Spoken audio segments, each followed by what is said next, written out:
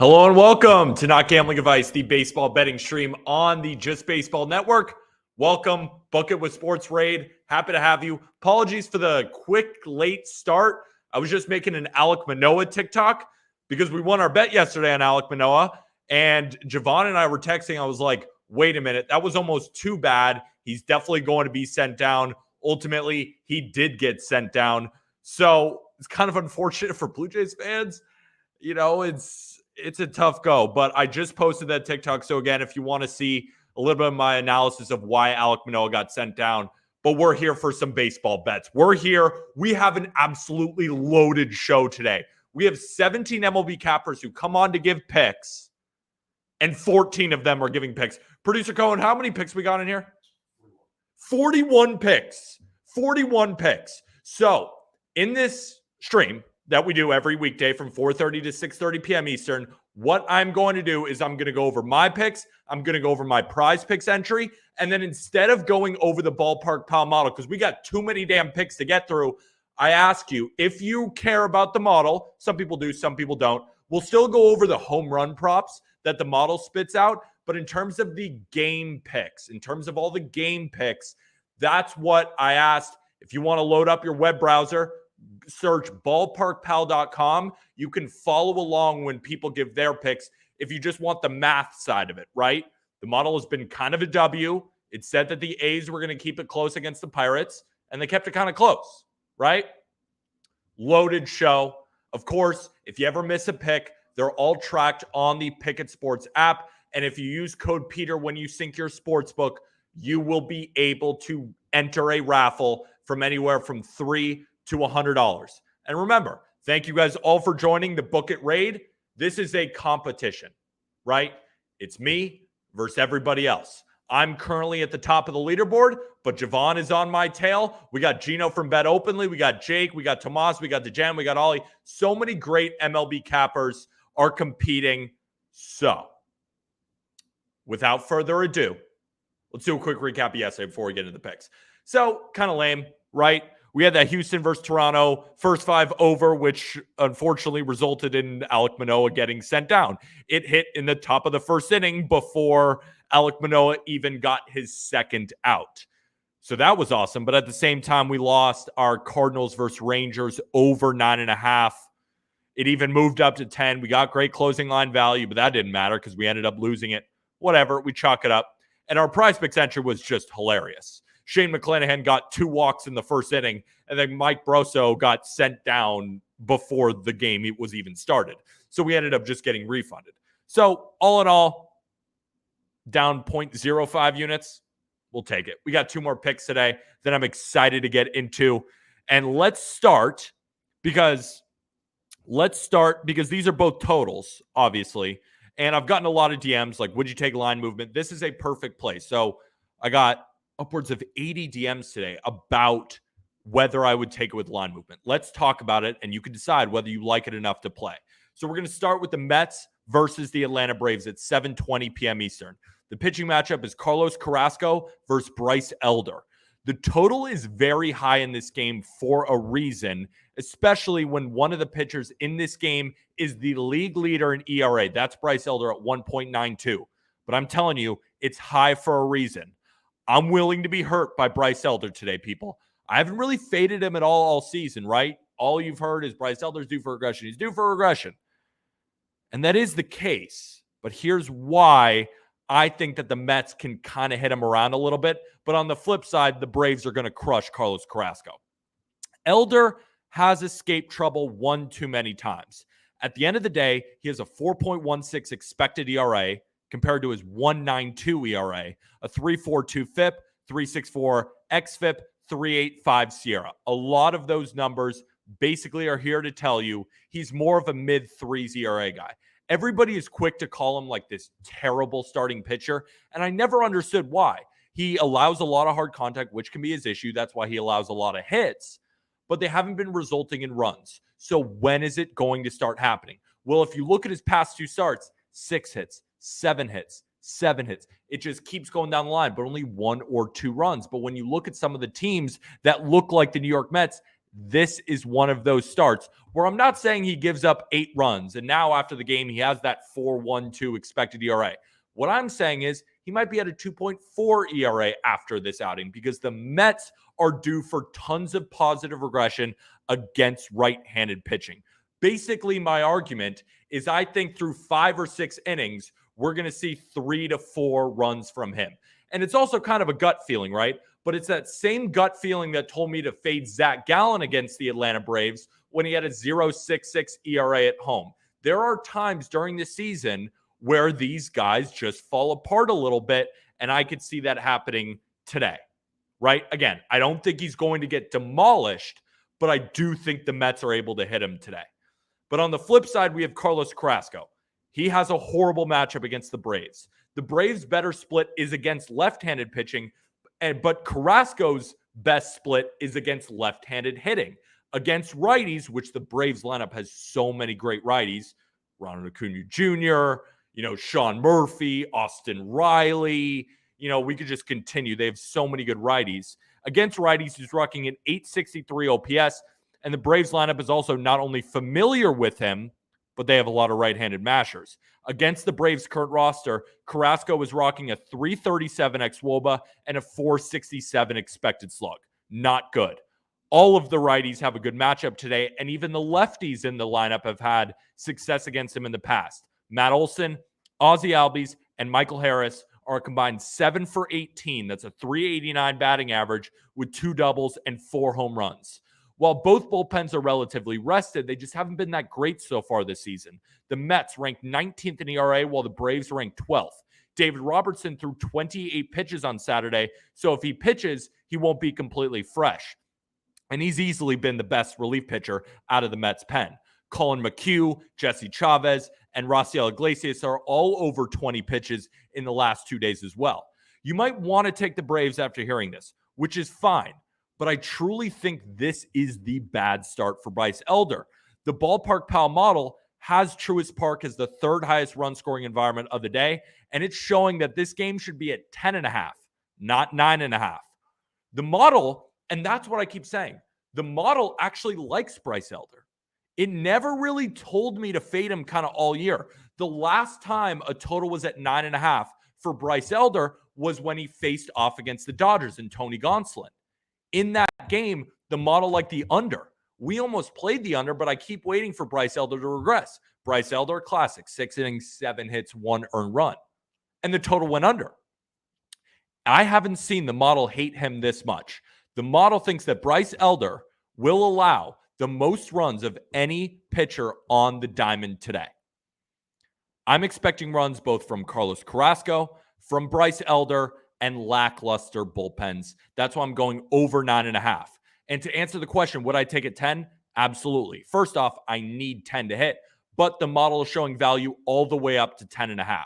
If we do a quick refresh, because of course things change, lineups come out, let's do a quick refresh and look at the Ballpark Pal model. You can also, look at it alongside me as I'm scrolling, ballparkpal.com. All right, so let's go to this game and see where it's at. Yeah, 10.5 at minus 121, right? So at 9.5, minus 164 is the implied line. 10.5 is minus 121. So if you can only find 10, 10 is still definitely playable. Has the Braves putting up 5.89 runs to the Mets at 5.57. If we look at how the model looked against the Dodgers were only projected about 4.4 runs against Bryce Elder. There is something triggering the model. And the fact is that Carlos Carrasco is on the other side, and I'm not a huge fan of both bullpens, and I like both offenses. Give me the over 9.5. All right. I'm going through these a little bit quickly because we just have so many plays today, and I want to keep talking about them. So our second play of the day is the San Francisco Giants versus the Colorado Rockies at 8:40 p.m. Eastern. The pitching matchup is John Brebbia versus Dinelson Lamet. It might be Jimmy Lambert. I don't know if it's Jimmy Lambert. I like it even more. But I tweeted out last time we took a start with Dinelson Lamet. I said, note to self, no more Dinelson Lamet. I wrote that Lamet could be the reason that we lost that under. If we remember, I took the D-backs versus the Rockies under 10 runs. And my timeline started blowing up because, why would we take Dinelson Lamet? He allowed 5 earned runs on 7 hits in 3 innings. And everybody thought it was over. Luckily, I spoke about how rested the Rockies bullpen was and how I liked Tommy Henry against them and the rested bullpen for the Diamondbacks. That's exactly what happened, and we have a similar matchup today. But the weather in Colorado is beautiful. That's why this total opens so high. As we can see, the total has crashed down for a reason. Lamet still isn't projected to go long. And if it's not him, great, because he's terrible. But the scenario that we've been taking all year that has been cashing for us is the first game of a Coors Field series. It makes sense, right? Both teams coming in, haven't adjusted to altitude, especially when the Rockies have been on a stand that's away from home and another team is coming in, and the Giants just finished up a series in a low altitude environment. The only time all season, because the system is 4-1 towards the under, the only time it didn't hit was when the Pittsburgh Pirates, because the Rockies only scored 3 runs that game, so that fit the system, but the Pirates themselves scored 14 runs. How'd they do it? When they were at their peak against lefties, they teed off on Kyle Freeland, and then who followed him was Ty Black, who is currently not on the Rockies anymore. But now, Daniel Bard, Pierce Johnson, Justin Lawrence, Brent Suter, and Jake Bird are all going to be available. Those 5 have been really stellar. If you don't know much about them, all 5 of them have been very good very good relievers outside of Pierce Johnson, who is ultimately their closer, who is still a quality arm. It's just the ERA hasn't looked good, but the expected ERA is much better. If Dinelson Lamet does exactly what he did last time, 5 earned runs in 3 innings, I still think we're in a very good spot here. Because on the flip side, the Giants' bullpen games have been really impressive. If you guys know my picks, you know I've been on them a little bit. That starts with John Brebbia and is likely followed with a Sean Manaea, which you're like, oh, Sean Manaea, do I want to follow him? The Rockies have been the single worst team in all of baseball against left-handed pitching. And what the Giants do is they fill in the gaps with when they have a rested bullpen, right? Which they do today, which is key in this one. The Giants' offense is also not the same as we're used to, right? Michael Conforto, day-to-day. Carl Yastrzemski. Mike Yastrzemski, day-to-day. Tyro Estrada, who's been the best hitter on the Giants all year, on the IL. Jock Peterson, who normally is the best hitter on the Giants, on the IL. This is not the same Giants attack that we're used to. And I'm telling you, this would be my favorite play of the year if the weather wasn't so beautiful. It's Coors. Anything can happen, but I think why we saw this total, and let's look at BetMGM again. It's at 11 now? DeGrom's getting Tommy John?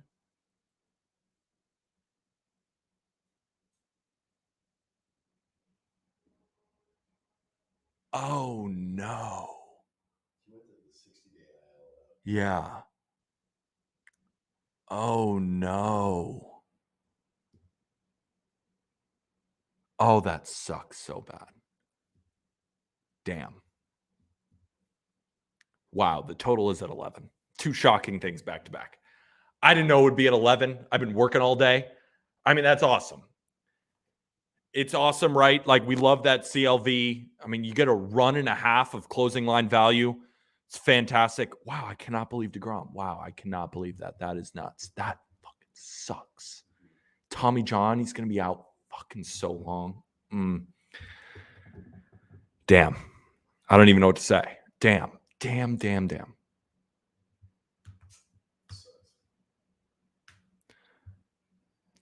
All right.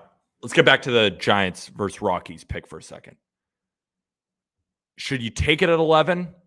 Here's what the Ballpark Pal model thinks of this game. The Ballpark Pal model has the line capped at 9.5.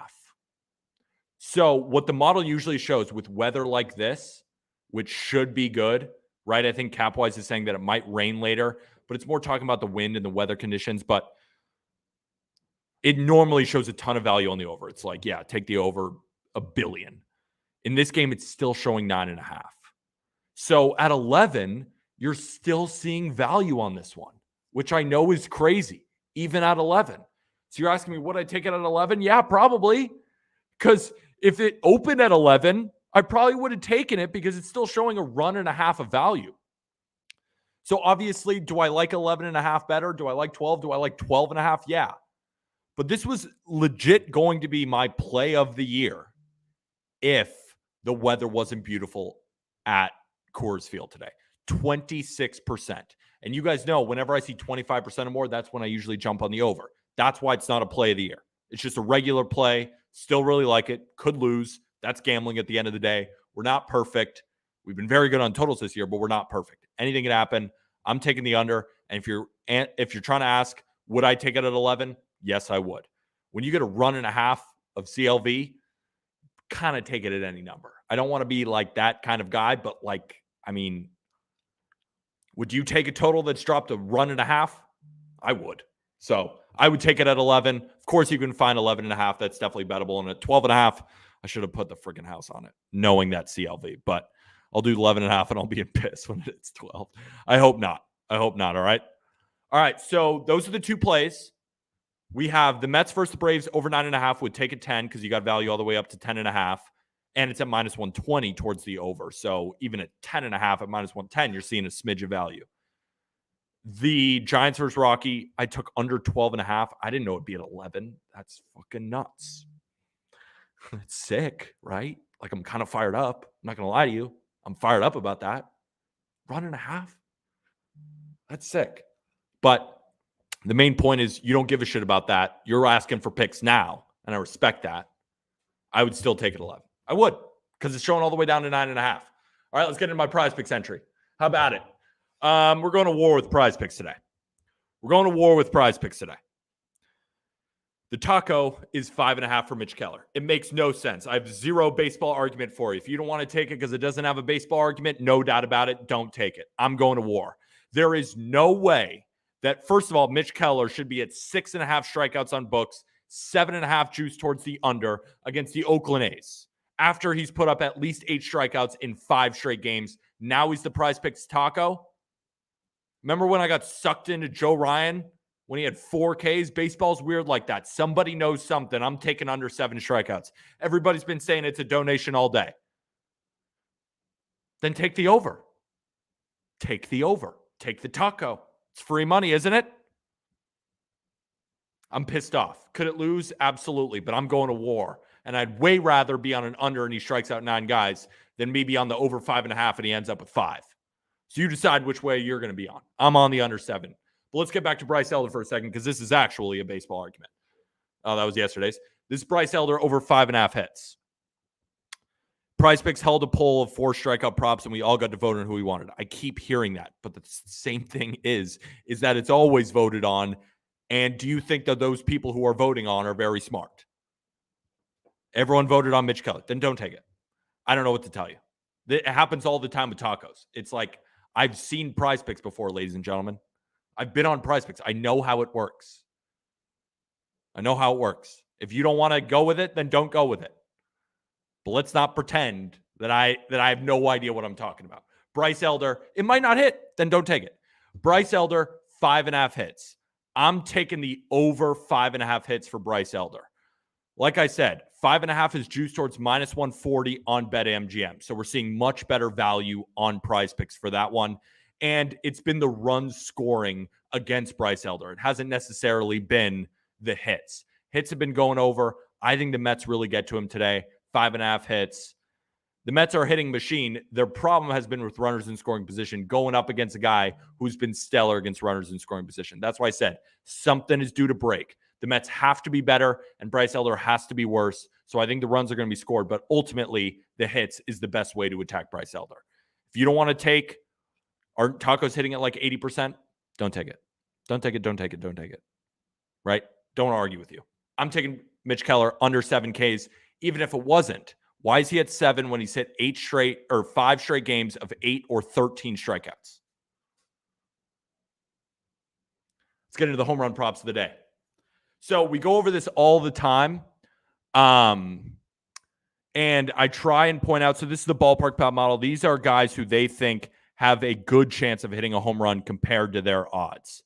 Of these guys who I'm looking at today, I really like Austin Riley. How high should they put it out, though? Wouldn't you put it out at 8 if he's been at 8 in 5 straight games? Wouldn't they put it at 8? All right. So my favorite of these of this list would be Austin Riley against Carlos Carrasco. That's definitely my favorite home run prop of these, right? You got to compare the odds. But when Truist Park is calling for runs and Carrasco's big issue has been against right-handed bats, Austin Riley would be the guy that I would target among these players. Let's go to the top one. All right, so we see that JD Martinez, Max Muncy, Freddie Freeman. Basically, a lot of home runs against Luke Weaver. Makes sense, though, right? Luke Weaver's problem have been home runs. You got Mookie Betts in there, too. Marcell Ozuna is a sneaky bat today. Of course, Matt Olson, definitely obvious, but he's more obvious. Pete Alonso, obvious, too. Marcell Ozuna, because I was saying before, Carlos Carrasco against righty, there's a ton of power, and these guys are big power hitters. So I would look at Ozuna, and I would look at Riley, but probably my favorite on the board is Matt Olson. He's 5 for 13 in his career against Carlos Carrasco. Always sees him really, really well. And they're basically saying he should be plus 265 to hit a home run today. So I would target some of those Dodgers, or I would target Matt Olson, Marcell Ozuna, and I do like Austin Riley as well. But there's a lot of good value on the home run board today.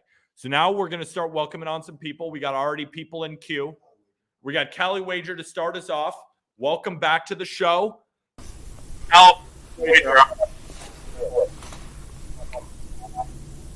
Happy, what are we, Tuesday now? It's been a while. How are you? Good. It's been busy. The regionals for baseball were crazy, so it's been, a busy last week, and things have been good. Things have been crazy, but now we get ready for super regionals, like and then back into some more MLB with a little bit more time now to get my bearings. There's a lot of feedback in my headphones. So we're gonna throw up the pick for you, and you just go through them and go. I don't know if there's just a little bit too much feedback. So just go ahead. Yeah. So I have 3 plays today. The odds will be on the screen. You guys will see where they've been updated to. We'll start with the Dodgers. I'm taking them 2 ways today. Taking the Dodgers first 5 minus a half. Taking the Dodgers on the run line today.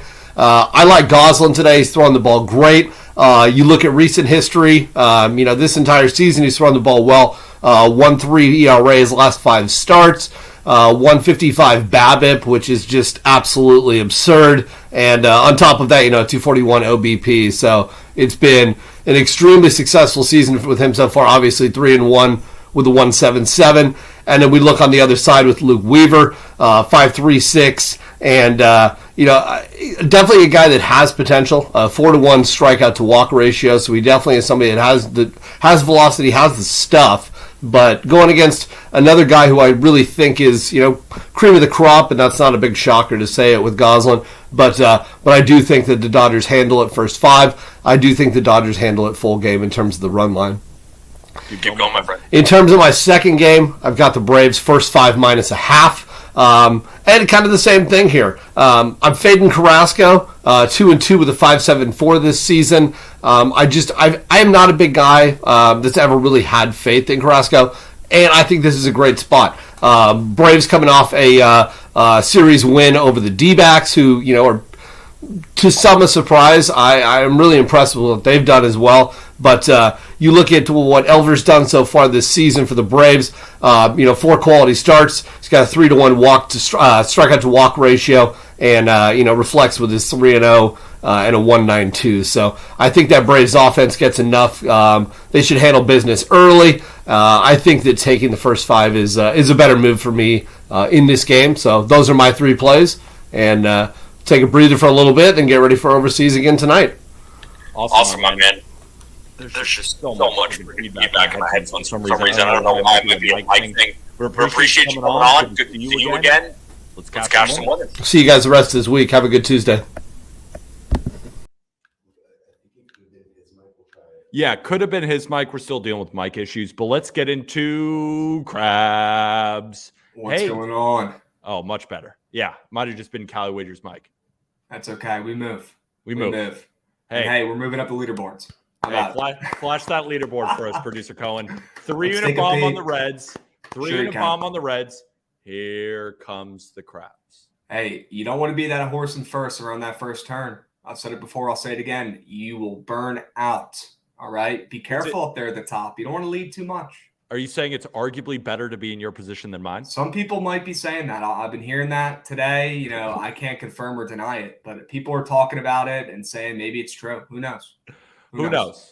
Hopefully that means like I would have to start sucking soon. Yeah, but hey, I'm right there. I'm like within 20 units. I'm no mathematician, but you never know. A lot of ball left. A lot of ball left, Pete. I want those World Series tickets too. I'm coming.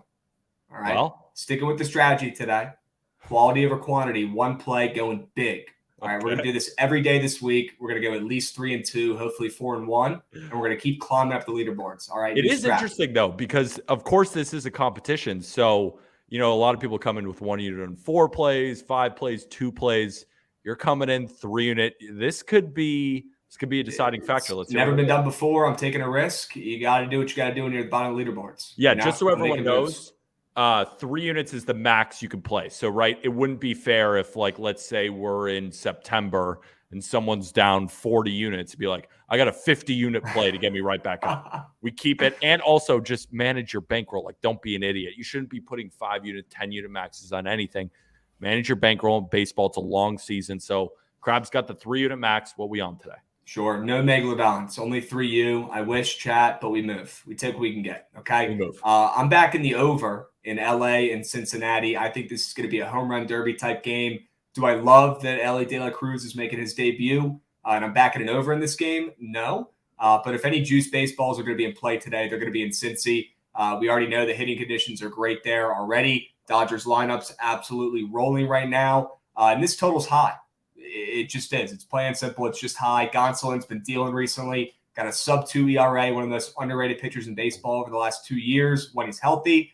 And this guy's been dealing. I don't know how or why this total's at 10.5, but I think we're going to see tonight in De La Cruz's debut, not only with the Reds offense, but also the Dodgers who are firing on all cylinders. I mean, Weaver's been fine, but Weaver does like giving up the long ball, and half his games this year are 4 out of 8. He's given up 2 or more home runs in those games, and the Dodgers have over 100 home runs this season, second in baseball. That could be a bad recipe for him pitching against his team at home in a hitter-friendly environment. Was there any particular reason you didn't just take Dodgers team total? Like, do you think the Reds can really get to Gonsolin? That's just 100%. A question in the chat, and I just want to clear it up for 100%. His under 15.5 pitching outs is juiced significantly to the under. I don't even think he's going to pitch in the 6th inning. I'll be surprised if he makes it through 5. To be honest with you, Prize Picks would not put it up. I tried to get it up, added it 15. First time I've heard him no. So I'll let you guys take that as you will, but I don't think we're going to be getting Tony Gonsolin throwing a gem tonight against this Reds offense. And to be honest with how their season's gone, with them hanging around the wild card, they could be team of destiny. They got a little magic in them, and I could see them performing when De La Cruz makes his debut. I think the Dodgers might get this by themselves. Sure. I was considering just playing a Dodgers team total. It was so juiced and so high. I was like, shit, not even I'm willing to jump into that. But I'm like, Luke Weaver is such a good matchup for the Dodgers. Yeah. A guy he's a turkey tosser. He's not a turkey tosser. Like, he gives up a lot of home runs. Yeah, he just allows such loud contact, and against a Dodgers team that hits the living piss out of the ball. The only reason why I am worried about this is because while Gonsolin, could this be one of Gonsolin's starts where he throws 5 innings, gives up 2 runs, and is out by the 6th inning because he's at 110 pitches? Mm-hmm. And that's the only reason where I see this not happening. But I'm like, I think the Dodgers might put up like 8, and you see 3 from the Reds. That's kind of my read on this game. I like this play. Yeah, and the Reds are very patient. 5th team in baseball in walks this season. Gonsolin's been wild all over the place recently. It's his only qualm he's really had. I mean, he's been perfect other than that. So if he's walking people, they're going to be patient, taking walks and taking what they can get, producing runs, not by the long ball from the Reds, but the Dodgers, the complete opposite. They're going to hit at least 3 home runs tonight. Just to pick your brain because we don't have anyone currently in queue. We got people still waiting, though. But yeah.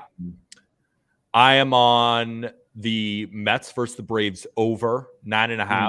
And Matt, it's now at 10.5. You'll love to see that.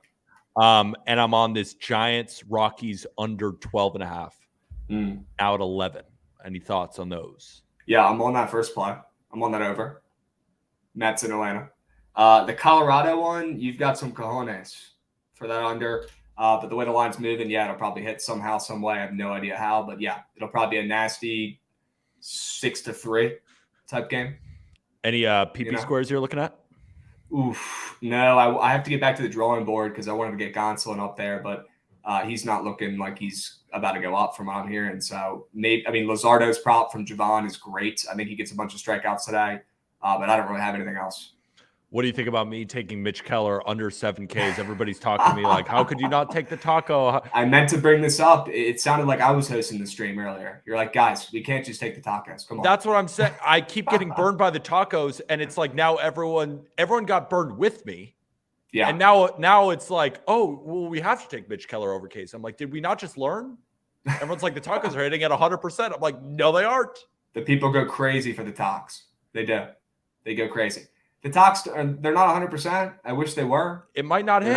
Ladies and gentlemen, what if the taco hits? What if he finishes with 6Ks? I didn't take his under 5.5. I took his under 7. You could both win. Let's hope you both win, right? People forget I took the under taco on Judge and it hit. People forget that. Yep. Under half a total base. How about It's an electric square. Speaking of Judge, is his toe going to be okay? Oh, man. Is his toe going to be all right? The Dodgers should be sued. The Los Angeles Dodgers should be sued for putting concrete on their fence. Why is there concrete on the bottom of the fence in Dodger Stadium? Why is there a 30-foot wall in left field in Boston? I'm trying to gather up lawyers to sue the Los Angeles Dodgers. Dude. Whatever. How dare they do that to Bro, wrap the toe up and get out on the field, my king Judgy. You're the captain. How do you lead by example with a hurt toe, bro? Grow the fuck up and DH. Figure it out. It's not his fault they put bulletproof spiked glass on their fence. It did look like when he ran through the wall, like it was like the fucking Hulk in the Avengers running through like a what are we doing? I will say. Just be better. Don't run through the wall. What do you mean be better? Look at him out there. He knows there's concrete out there and he's willing to save his team. Bro, okay, if his toe hurts that bad, poor him. Figure it out, dude. That's the weakest injury I've ever heard in weeks. He ran into a brick wall.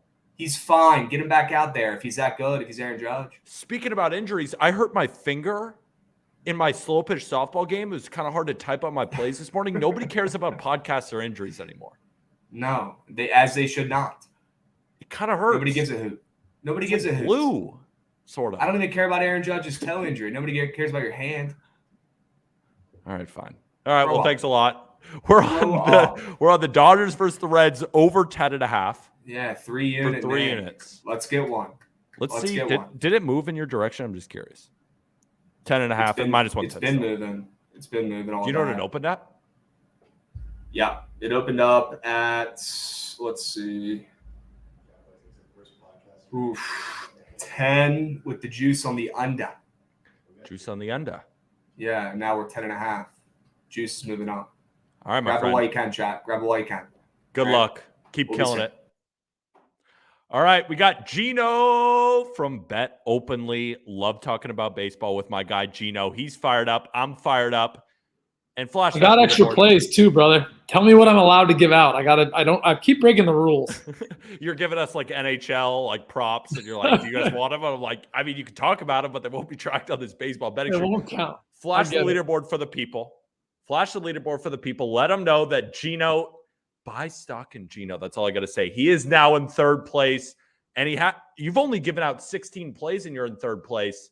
So Gino, all I got to say is you're either due for massive regression or this is just going to be a steady climb up to the top. Slow and steady. Slow and steady wins the race. Let's start because you have some half unit plays, then you have a unit play, then you have 1.5 unit plays.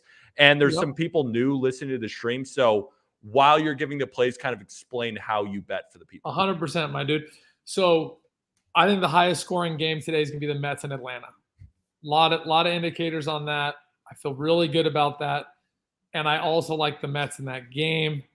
There's you give me plus 154. By the way, guys, on super high scoring games, you do want to lean dogs. if there's going to be, a bunch of runs thrown up.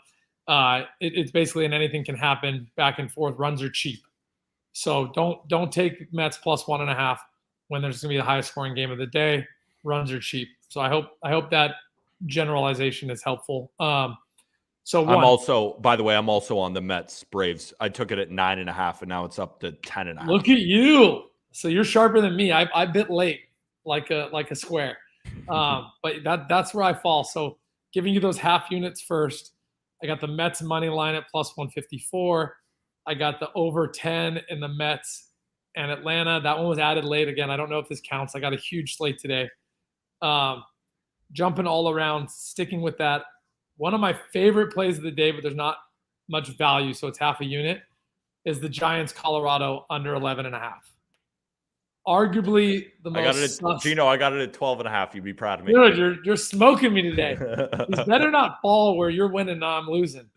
But the most suspect line movement ever. Again, it's baseball. There's not a lot. It's spread out over a lot of places. But anytime you just see any signs of steam and reverse line movement, you jump. You just say, hey, the books are exposed. I want to be exposed. I love the word exposed, by the way. It sounds a little dirty. But the books are exposed. I want to be exposed whenever the books are exposed. If they're showing themselves, I'm showing myself. No, I agree. Then jumping up the ladder, people aren't going to like this one. I see a lot of people on Oakland's team total under today. I don't agree with it. I'm okay if you're on that, but I actually think this is going to be a high-scoring game. People are starting to really hate on this Oakland team a bit too generically. Now, I wish I faded them every game for the first 40% of the season, but I didn't. I think they're jumping on too late, and I'm not going to lie. I've seen Oakland I gave them out, I was yesterday or 2 days ago on the money line first 5, and it cashed, and I think I got 180 on that. The lines aren't right now. So I think people are jumping a little too late on this Oakland or a AAA bandwagon. I'm not saying I was on that earlier. I wish I was. I wasn't, but it's not the time to get on now. So I'm seeing Oakland score more. I'm seeing their bats look more alive. I think they're figuring it out. I don't like insulting pro baseball players. I think it's actually rude. These guys are studs. I think the AAA team, if I'm being insulting and I'm saying it how you are, not me, is actually starting to get acclimated to the big leagues. And there's going to be a lot of value on Oakland in the very short and the near future. So over 8.5 is where I fall. That's a full unit bet. And then inverse, I got Baltimore, Milwaukee under. Before we get to Baltimore, Milwaukee, please. I took Mitch Keller under 7 strikeouts today, and everybody on planet Earth hates it. So a lot of people are going to hate it. My partner's on the over on that on our live stream where we give out just 3 free picks a day. And I told him, I said, I'm on the over. You don't like over on strikeouts when you're on the over, right? Because the pitcher's usually out a little earlier.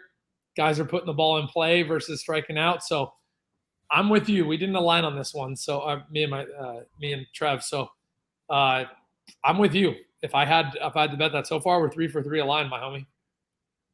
Let's keep going. But this one we're not aligned on just because I don't have a play on it. Let's go to your big one.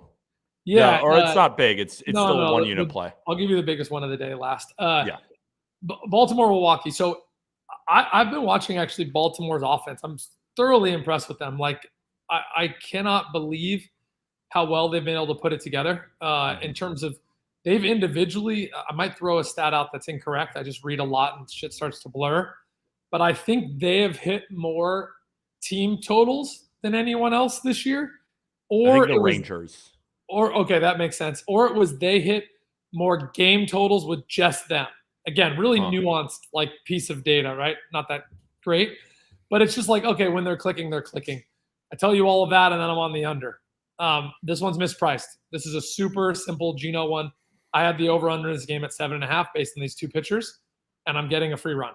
So it has nothing to do with Baltimore. I rambled on and on about Baltimore. This is just a free run, and I think I'm getting it because of how well Baltimore's offense has been clicking.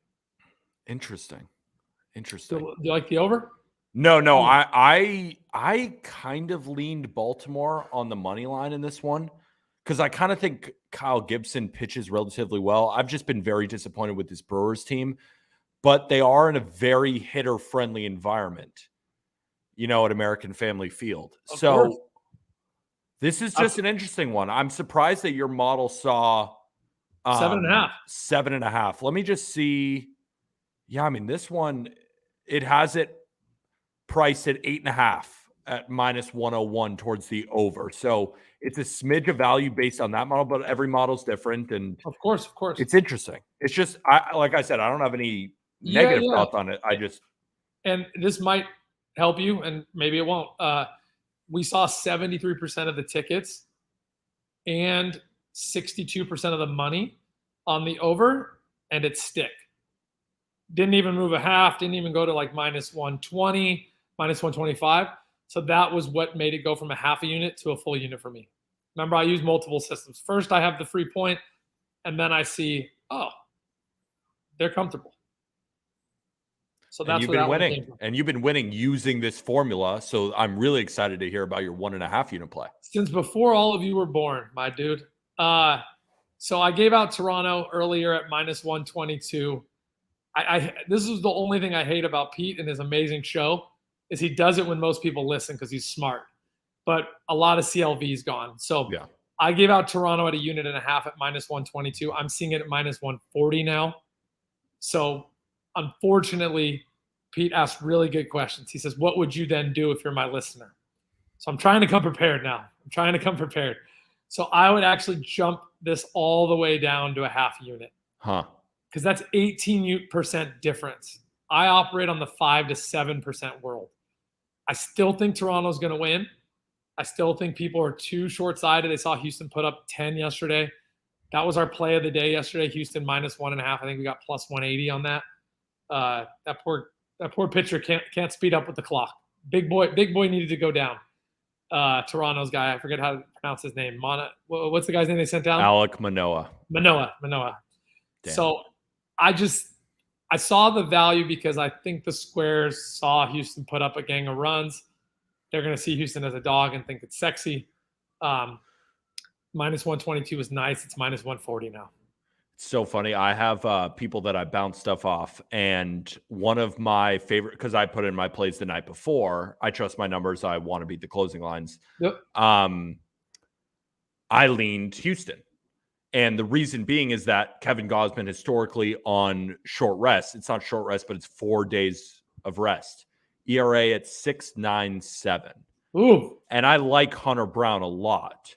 But then again, I know it was an outlier game. They just put up 11 runs. So I was like, okay. And Gausman historically has really struggled against this Houston lineup. Like you look at a lot of the advanced numbers and stuff. Not good. And I even faded out Kevin Gausman the last time he was in Houston, gave up 7 earned. So I was like, but Gausman at home has been so stellar, but you got the rest concerns.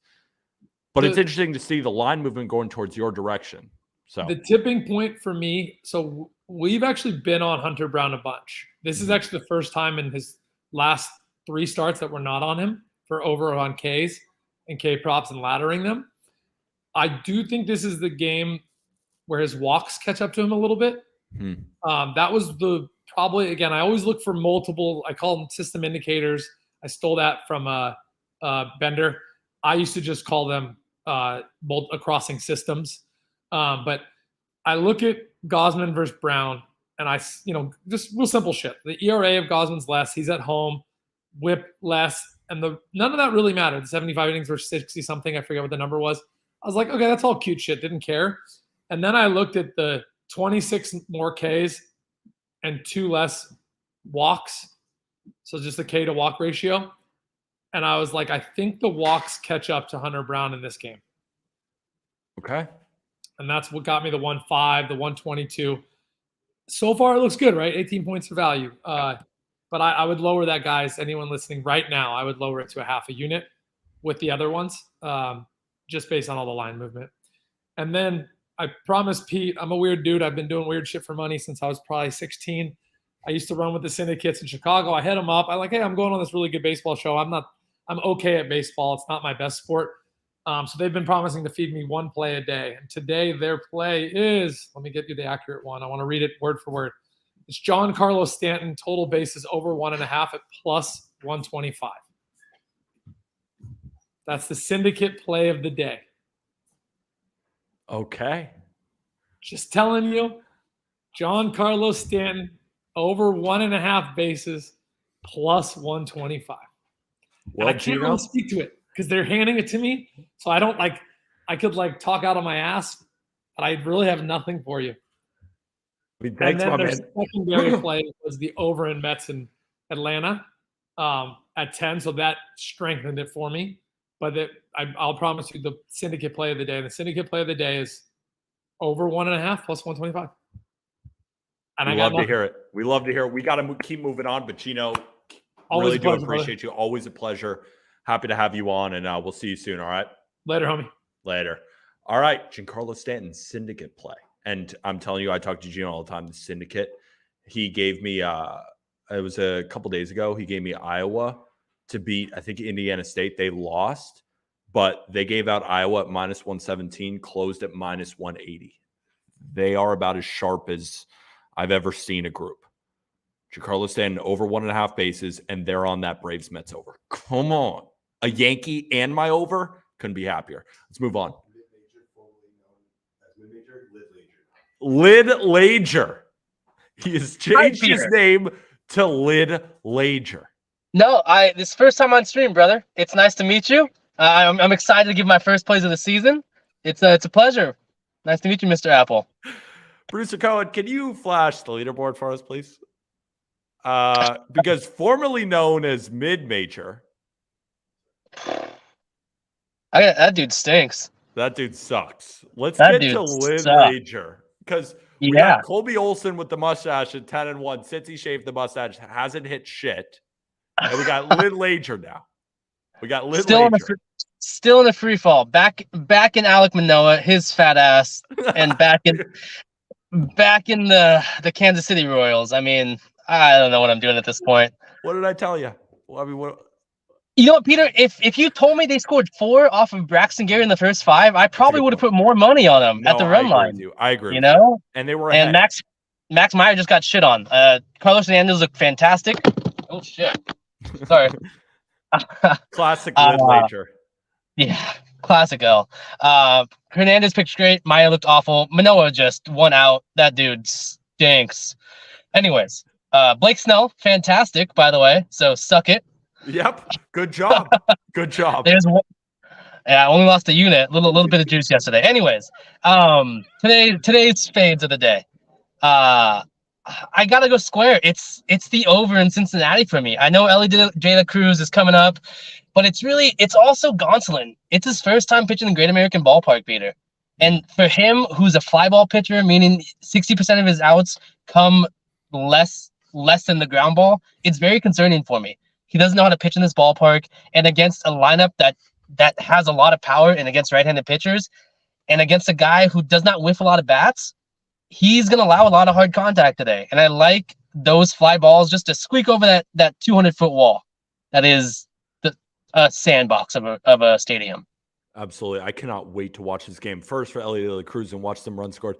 The only reason I started laughing, it wasn't at your analysis, is just because our graphic says instead of not major, it's yes, Lid Lager. It's just common producer Cohen W. I mean, common very common. W. I agree. But also it's Ellie De La Cruz. He's boosted everywhere. And I think it's just one of those things that's gonna hit. Obviously, not every boost hits, and they try to trap us a lot of the times. But for the younger bettors who do watch the stream, or the younger people who do not like to gamble and who do not like gambling advice, I should say, the Cincinnati Reds are good for baseball, Peter, and you know that. Oh. They're one of the teams in mid-America, Central America, that they need to be good at baseball. It's great for viewings. And Ellie De La Cruz can provide that today. It's kind of what, as we all spoke about, it's what O'Neal Cruz could have provided for Pittsburgh. Obviously, he's injured. Ellie De La Cruz is real. Everything he shows, his power, his ability to make contact. And against Gonsolin, who I think is due for some regression off of his expected numbers, I don't like him pitching in his first time in Great America Ballpark today. Just one thing. So we got a question in the chat. Over or under, his bet stamp has under locked in. Oh, I messed up then. If you're following me on bet stamp, I'm on the over. Okay. Yeah, so that's my fault. Thank you for whoever corrected me. I'll correct that, but thank you. And also, I mean, Luke Weaver, I don't know how he's going to get anybody out today. he's not going to strike any Dodgers out. And if he's relying on contact outs against this Dodgers lineup, Good luck. how do they not score 5 or 6 themselves? Yeah, honestly, no, I agree with you. I was going to take Dodgers team So- total. Good stuff, my man. Anything else? Is that me? Place? Am I? Yeah, I'm kind of like lost. I kind of lost my connection. Is that just me, or is that? No, you're good. You're good. You're good Are on we our good? end. Yeah, Am I good? yeah. Can Okay. you hear me? Okay. Yeah, I Um, got better. It just kind of do you- glitched out for a second. Sorry. Do you have any other place? You got one more, right? Yeah, one more real quick. Yeah, it's again. I'm trusting the Padres staff, pitching staff. Joe Musgrove today.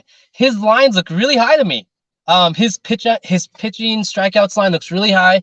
His fantasy score looks really high on Prize Picks against a Seattle lineup that has a lot of hype that it's failed to produce. I think you were a fade of the Mariners this year, or did you like them this year? Love them this year. Could you correct me? No, I love You them did this coming year. in, but you got to admit. I have a World Series ticket on them. Okay, so that's probably more so because of their pitching staff, which I don't disagree with. Yeah. But Julio Rodriguez is probably one of the biggest disappointments coming into this season. So far this season, I should say. From the hype that he had last year and almost or should have winning the home run title, he's looked really bad, man. He is not produced. And I think Joe Musgrove, if you read up about him recently, he's tweaked some of his approach with the pitching clock and coming back from injury. He's looked really good. And I think he absolutely pitches a gem against this Mariners offense, who's seen a lot of struggle recently. Good stuff. I love him. Yeah. Welcome. Welcome. Yes, Lid Lager. This is a new man. Yeah, I'm excited. First plays on stream. I'm excited to go undefeated day one, and I'll be looking forward to those World Series tickets when I get them. Everyone's claiming the World Series tickets, and everyone who's claiming them is down like 11 units. Appreciate you, my friend. Yeah, that mid-major guy sucks. Lid Lager W. Lid Lager W. That was Lid Lager, new guy on stream. Mid-major is, yeah. So there we go. All right, we got Colby Olson again, who just refuses to grow a mustache, even though he went 10-1 with the mustache, and hasn't performed yet since the shaving of the mustache. Colby, I'm bringing you down so then you could bring yourself back up. I haven't won a bet. I have not won a bet since I shaved off the stash, and you texted me the night I shaved it, and you said, you fucked it. You fucked it. Yeah, I said you screwed everything. And I did. I really did. And I could really use some wins tonight, and I have 4 plays, and I'm terrified of them. Because your lip hair is barren. You look great. We're starting to grow the beard back a little bit. You can start to see a little bit, but we need to get back there. Yeah. We need to get back there. So will you, at least now, you've seen what's happened between confident mustache Colby and barren lip loser Colby. Will you commit that if you don't win today, if you at least don't go 3-1, mustache is starting to grow tonight? We'll start to grow out tonight. Yes, that's what I'm talking about. That's the energy we need. But how about let's just win these? So it's like, oh, remember the mustache joke? I'm winning regardless. Exactly. That's Let's where we're do it. at. Pick number 1. What do we got?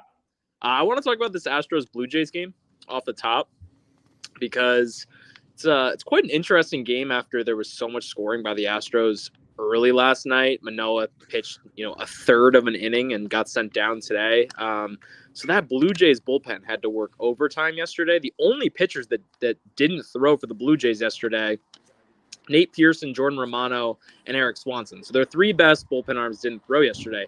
But outside of that, everybody threw. So if Kevin Gausman gets in trouble early here, even just a little bit, like if they really need Kevin Gausman to go 6, 7, 8 innings tonight, and Kevin Gausman is a guy who has a 1.36 ERA in his last 5 starts, but Pete, he's thrown 115 pitches in 2 of his last 3 starts, and his arm has got to be taxed right now. Like Kevin Gausman's got to be thinking, shit, I have to throw 115 pitches again tonight? Like, god damn. The other reason I like, so I'm on the over. I didn't even say that. I'm apologies here, but I'm on the over.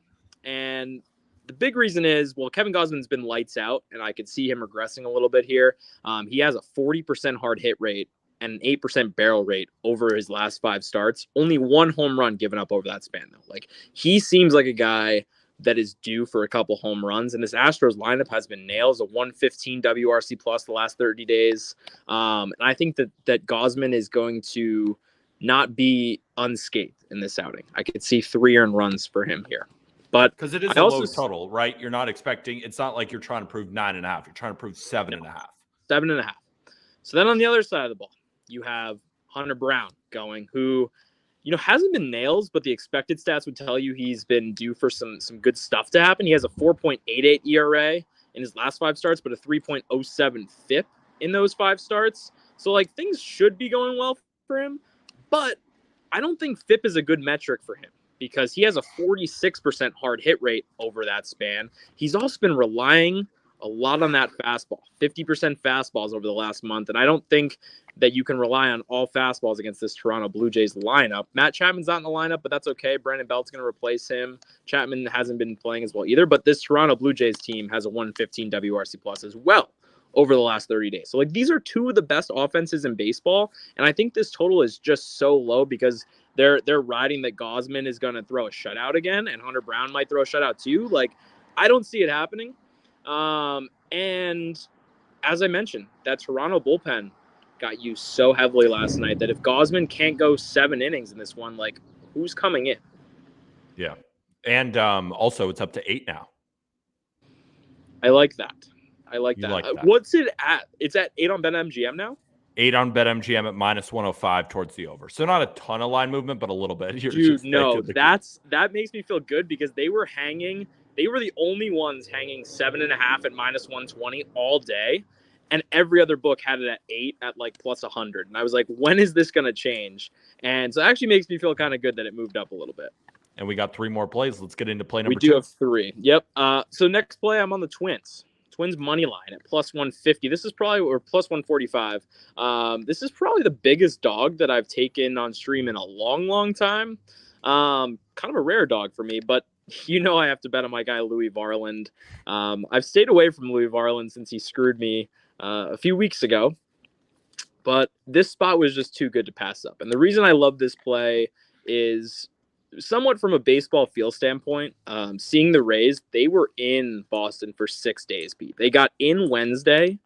They had an off day on Thursday, a game rained out Friday, and they've just been in Boston for 6 days. They got home last night. They have to play a game tonight, and it's I just feel like they're going to come out a little slow, but their bats have already been slow. So over the last 14 days, they have an OPS in the low 700s. Their hard hit rate is below 40% over that span. The Rays offense has been somewhat slowing down, which it happens. Teams go into lulls, and I think this is a good spot for Louis Varland, who is on 6 days rest in this matchup, and he's coming off of his best start yet, 7-inning shutout against Houston last time out. And the reason I was so impressed by that Houston outing is because, one, he didn't let up hard contact. His hard hit rate was below 30% in that outing, but he got more than 50% ground balls in that outing, and that was a big thing for me. He's giving up a lot of fly balls, a lot of hard contact, but I think that he can build off of that last outing against Houston and kind of catch a slow Rays offense off guard here. You got an interesting Rays lineup today too. Obviously Brandon Lau's on the IL, but Luke Raley's hitting 3rd. No Josh Lowe. And Vidal Brujan's at 2nd, which is not an ideal Rays lineup. Yeah, I mean, dude, I'm telling you, that's a classic. We were just in Boston for 6 days. Let's give the guys a day to just stay at home and refresh here. I just really think this is one of those spots where the Rays have to lose a game, and the Twins can come in here and actually beat them right now, especially because of Zach Eflin. So Eflin started the year really strong, Pete, but he has a 4.22 ERA and a 4.16 FIP over his last 5. K rate from April to May dipped a lot. It was 28% K rate in April. In May, it's been 21%. He's kind of regressing back to not the pitcher that he was. I think he's a solid pitcher. This isn't to say that, but I think he's just kind of regressing to the high 3s ERA guy that he kind of is. And so I think that this Twins lineup can kind of capitalize on that. They've been about a league average offense, just like the Rays have. But I see this matchup more like an even matchup rather than the Twins at +145. So that's just the value play for me. No, I like it. And just so we know, we just got to get through plays a little bit quicker just because we got a bunch of people in queue. No, you're good. I love the analysis. Let's get into just play number 3. Yeah, these last two are a little simpler. Red Sox money line is the next one. Pretty simple here. Guardians can't hit lefties. They face James Paxton. The Guardians have an 86 WRC plus against lefties, third worst in baseball. Paxton's coming off of his best outing, 5 innings, 8 Ks against the Reds. The only bad start James Paxton has had this year is this bad start that he had against the Angels, 5 earned over 3 innings. And I think he's actually a pretty solid arm right now. And Bieber has not been the same, 3.72 ERA, but a 4.89 expected ERA. He's giving up a ton of hard contact, only a 17% K rate this year. And this Red Sox offense already faced Bieber. They didn't go off, but they hit the ball hard against him. They had a 50% hard hit rate. And I think that the Red Sox can come out here and, hit the baseball well enough. I think this is one of those games for the Red Sox where it's like they can win this one 4-2. And the Guardians do have their bullpen available, but I think there's some regression there. 1.69 ERA the last 14 days, but a 3.68 Sierra. So they're due for a little regression in the pen. And Winkowski, Kenley, and Martin are available for the Red Sox. So this line is also moved. I think it's at minus 115 now. Yeah, let me see. I know the BTL squad ride for Javon and Krabs is the Red Sox too. I know they love the Red Sox today. Red Sox are minus 110 on BetMGM right now. If Krabs just played the BTL squad ride on here, I think he'd be like 8 units. Like that squad ride, I think, is like crazy historical. All right, last play. This is my last play of the day. Is more of a gut pick because this line has kind of been shading down all day, but I still love it. We got Kyle Gibson versus Freddie Peralta. I'm on this Baltimore-Milwaukee over 8.5. And this is I say this is a gut play because both of these offenses have been abysmal, Pete, the last 30 days, last 14 days. So last 14 days, Milwaukee, 67 WRC plus. Last 14 days for Baltimore, an 82 WRC plus. Both of those offenses are better than that. I know we shit on the Brewers for being so bad, but come on, 67 WRC plus. Gibson has a 3.89 ERA, a 4.64 expected ERA, and Peralta 4.62 ERA, a 4.45 xERA. Neither of these pitchers are very good. It's just a get right spot. I was like, this is such a total get right spot for both of these offenses to regress back to the norm, and that's why I'm on the over. Good stuff, my man. But you know the rules. 3-1, I'll quit the or even 4-0, I'll quit the mustache talk. But you go 2-2 or 1-3 or 0-4. I almost can't have you on until the mustache is back. I wouldn't blame you for not having me back on. You know what's going to happen, though? The Twins are going to win at plus 145, and none of the other bets are going to hit. Thanks, Colby. Appreciate you, my man. Appreciate you, brother. Good stuff. All right, we got who's in queue right now? We got Capwise Nick, who actually has a mustache. I'm committed. And if you could flash the leaderboard for us, how is our good friend Nick been doing? Nick is we're doing all right. You're down a little bit of change. You're totally fine. You're right in the thick of things. We would have been like this close to the green, but the play that I submitted yesterday, of course, was in the game that started before this show started. So what are you gonna do? We got a mustache. We got a mullet. We got a mustache. We got a mullet. And we got winners. Play number one. What more could you ask for? Play number one. What we got? So I have a lot of plays today. So play number one is Marlins team total over 4.5 at plus 115. This is just a pure fade of Zach Greinke. He's weird, right? I don't want to call Greinke outright bad. His K rate's kind of back up a little bit this year. But while he's been with Kansas City, he's been like a very, very, very good pitcher at home in Kansas City and quite bad on the road. The last 2 years while he's been back in KC, got like a 5.4 ERA, almost 300 batting average against on the road. And the Marlins are hitting righties really well. 5th best WRC plus in baseball over the last few weeks against righties. Plus the Royals bullpen is not all that great. I think we're going to see traffic from Miami. I think we're going to see a lot of hard hit balls. And I think that over the course of the game, there is I think getting 4.5 at plus money here is a pretty plus EV bet. I like it, my man. I especially like it at that number, right? If it was like a minus 110, I like it at plus 115. Yeah, I saw my preferred number would have been a 4 at like minus 105, which was available on some other spots. MGM only offers the team totals at half numbers. Mm-hmm. But I think at plus 115, this number is good. Good stuff, my man. All right, let's get into play number 2. Yeah, so another plus money team total in play number 2. It's the Twins. Team total over 3.5 at plus 110. So Zach Eflin on the mound for the Rays, kind of coming back down to earth. Phenomenal start to the year for him. But he's given up 3 or more earned runs in 4 of his last 5 starts. And that puts us almost there. And the only start that he didn't give up that many, he somehow went 7 innings with no strikeouts against the Blue Jays. And if you're doing that, especially against a team like Toronto, I mean, you're expecting to score more than 1 run with 21 balls in play, or like way more than 21 balls in play, because I guess they had like 6 hits and 21 outs on balls in play. So that's like 28 balls in play. You're getting 1 run. Unsustainable. So I think there's good signs there. The Rays have a couple good arms in their pen in Adam and Poche. They both pitched yesterday. They should both be available today, but maybe not quite 100%. And the rest of the pen, if Eflin gets chased before the 7th, which he probably will, there's a lot of potential for some more runs there also. So Booby Smoke, W name, is saying that this is on at 3.5 minus 140. Whoa. In another spot. Let me see just quickly on BetMGM. Minnesota Twins. I mean, this was definitely at this number.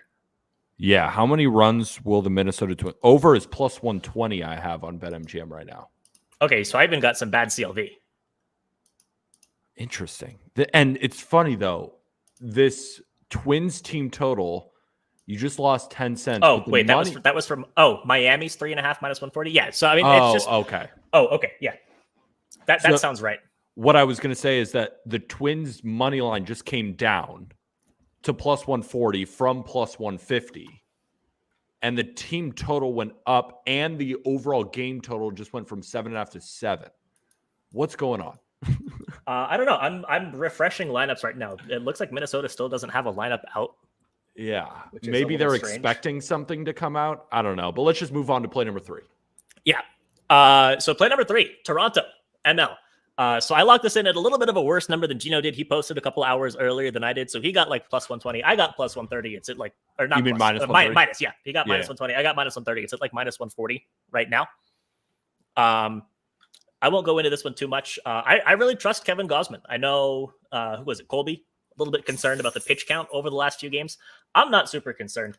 And what I like about Gausman is, I know the Jays pitched a lot of bullpen arms yesterday, but he's gone less than 6 innings, only 3 times this year in like 11 or 12 starts. So if we get 6 innings from Gausman and then their top 3 pen arms who didn't pitch yesterday, who are all excellent pitchers, I think we're set up for to not be concerned about the bullpen usage from Toronto yesterday. Yeah, like I said, my original lean was the Astros, but I talked myself out of it. Now I didn't really have a lean kind of either side, and a lot of smart people I know are on the Blue Jays, so I'm glad I didn't grab the Astros. How about play number 4? Yeah, so play number 4, Rangers money line. Grab this at minus 140. And this is a lot, I think, because of Libertor's last start against the Guardians. I think that the Guardians against lefties are very similar to the way that the Rangers are against lefties. So Libertor had a great first start, had like an inning of relief that doesn't really mean anything, and then gave up 4 runs in 5 innings against the Guardians. I think only like 2 Ks in that start. So what are the Guardians good at? They have the lowest K rate in the league over the last few weeks against lefties. They have the 4th highest average against lefties, 5th best WRC plus against lefties. The Rangers are 1 spot ahead of them in all 3 of those metrics. So very similar profile. Libertor's given up like a 311 batting average with 21 extra base hits across 160 plate appearances against righties. Yeah, good luck against the Rangers. Yeah, and they have 7 righties starting today, and the only 2 lefties are Corey Seager and Nathaniel Lau. There you go. That's what I was kind of saying with Carrasco. I was like, Carrasco is going to face a right-handed heavy lineup, and then the lefties that he I guess doesn't have to worry about are Matt Olson and Ozzie Albies. Good luck. Yeah, exactly. It's like the same kind of deal. Yeah. So I think the Rangers are going to score. I didn't love the numbers that we were getting on Rangers team total, and I do kind of trust Dane Dunning to go out there and maybe. I mean, he's not going to continue to be like a 2 ERA pitcher. He's not that guy. But the Cardinals not all that great against righties. They're a little bit below average. So I think he can get the job done enough. And the Rangers pen's really picked it up recently. Good stuff, my man. What else we got? We got one more. And this is the Giants ML. Also at minus 140. So I know you're on the under in this game, which I also like. I have this well below even 11 that it's at right now. I do too. And 9.5. Yeah. I have it at like 10.3. So I mean not quite that low. But still the 12.5 was a great number. I usually stay away from games like this where there's an opening pitcher and a primary pitcher coming in. Giants bullpen games have been dominant this year. Yeah, exactly. They have. I mean, so Braby has been good. He's made 4 starts this year. Yeah. Faced 16 batters, given up what? He's given up 2 singles, a walk, and a home run. Unbelievable with 7 Ks. I mean, so it's going to be one good inning, but that's the 1, 2, 3 hitters that are going to go down. And then Manaea in his outings as a reliever this year, 216 batting average against, 3.21 ERA, 2.77 xFIP in 6 relief appearances. He's been good in that role, plus Rockies, as you were saying earlier in the show. Worst team in baseball against lefties. So, I mean, there's a risk with Manaea, but I trust him to go out and be good today. Plus, whoever it is starting for the Rockies, whether it's Lamet, you guys were talking about it maybe being Lambert. Yeah. I'm still showing Lamet. I'm showing Lamet too. It was funny. Phil Zutley, who I love and we always interact with on Twitter, he was like, as soon as I posted the article, he was like, Dinelson Lamet, are you sure? I was like, yeah, I mean, that's what the model has. That's what ESPN has. That's what MLB has. And then he's like, I think it might be Lambert. And I'm like, that's even better for at least the under. Yeah. But if it's Lamet, you got to love the Giants. If it's Lambert, it could be kind of 50-50, but it's not like the line has changed. So, yeah. And I was showing Lamet this morning. I'm still showing Lamet now. I've literally refreshed while I've been on. Yeah. And still showing Lamet. I see Lamet too. Maybe it's Lamet for an inning and then it's Lambert. But they'll show like either bullpen game or like primary pitcher tag on somebody, and I'm not seeing that on Lamet. And I'm seeing the same tag in the same game on Manaea. Me too. So yeah, maybe it like was Lambert and is Lamet now, but I don't know. Regardless, either way, turkey tossers. I think the Giants will score, and I think their pitching will be good. So yeah. Good stuff, my man. Keep on killing it. Appreciate you, Nick. All right. Mustache, mullet, winners. Oh, yeah. MMW. All right, man. Talk to you. Yep. We have, is that Ollie 1 unit? Is that the Mitch Keller truther that's hearing all this Mitch Keller slander and is definitely pissed? Ollie, I keep calling you the most underrated capper on stream because of the way you treat yourself, but I'm over that. You're straight up just well-rated. You're just a well-rated, good MLB capper at this point. Look where you're set. We're getting there. You're down, what, $18 for $100 unit betters, and you're making it back today. Let's talk. That's the plan. You hate Mitch Keller under 7Ks. I mean, I don't like it, but it's probably the most court play out there today besides the over in Cincinnati. I mean, you've known I've been a Mitch Keller truther for a long time now, not just during this awesome start to the season. So you started it. Like I give Javon credit for starting Manoah, and I give you credit for Mitch Keller because goes back a year. More than that, I thought. As long as I've known you. Yeah. So as much, I'm happy that he's getting the credit he does. I think he deserves, especially in this community because he's been as the kids say, a green gob here, with basically every prop that you've taken him for his last 5-6 starts where he's been really nasty. But hey, if you got to play, go ahead. I took the taco in an entry. 7 is too high for me to take, even against the A's. So I do, however. I did sprinkle on him to get a shutout today. I decided that was the best play in that game, or the most fun. Not a stream play because I don't think we have that on BetMGM, but the Pittsburgh Pirates to record a shutout plus 650 is for sure on my actual card today. I remember, just to clear something up, remember when you got into a little beef battle on stream? I think it was yesterday. Did that play end up hitting for you, or did the other guy, was he able to talk his shit? Well, Peter, I went up a couple of units on the leaderboards, didn't I? So I'll let you put those two pieces of the puzzle together. I'm a smart guy. I can put 2 and 2 together equals 4, and that's winners. Yeah. I got a little sweaty the over in the A's game. Not gonna lie, I did not think it was gonna hit for a long time there because the A's had the Pirates had, I think, 11 base runners in the first 3 innings with 0 runs off JP Sears. No, not through the first 3 innings. 11 base runners total or something. Anyways, the A's walked 11 batters and that over still almost didn't hit. So it took a Aledmus Diaz RBI double in the 8th inning to push it over, but we got there. It was always an Aledmus Diaz double at the end. Yeah, the pinch hit Aledmus Diaz double had that capped. Obviously. Let's get into you only got 1 pick today. Yeah, just 1 pick that made the stream. I usually come with my favorite play I have, and today it's going to be the over in Nats Park. Cincinnati LAD is wrongo, but that's okay. Yeah. Did we screw up? That's all right. We screwed up. Yes, That's Producer Cohen's pounding his chest. He's like, "That's on me. That's on me. Yeah, that's on me." It's okay. It's okay. That is a court play, that over in Cincinnati. But I like the over in Nats Park today. We got Tommy Henry versus Jake Irvin, but this is more so targeting Diamondbacks bats later in the game and early on. I think the Diamondbacks are going to score a crap ton of runs today. You look at the Nationals bullpen here the last couple weeks, especially the worst xFIP, top walk rate, top ERA, bottom 3 ERA if you like ERA, by just almost every single metric. The bullpen's just been really bad. And, they had a couple guys early on that started hot, but they've been really, really bad lately, and we know the Diamondbacks is coming west-east a little sketchy. Maybe I'll give you that, but that's why it's only a 0.75 unit play, especially after yesterday where we went crazy, toning it back a little bit. And then on the flip side, Tommy Henry's pitching for the Diamondbacks. I came into the year probably head honcho of the Fade Tommy Henry fan club, but I quickly stopped doing that once I think I lost 2 bets on him. He's been a lot better this year. His expected numbers are down. His regular numbers are down. Everything by Tommy Henry looks like he is taking a step to be a better pitcher. However, the one thing the Nationals do is put dinky balls in play against left-handed pitching, and not only dinky, they are up there top 10 in hard hit rate, so top 3rd. Excuse me, in the league against left-handed pitching, not just in the past couple of weeks, but all season they've been hitting lefties well.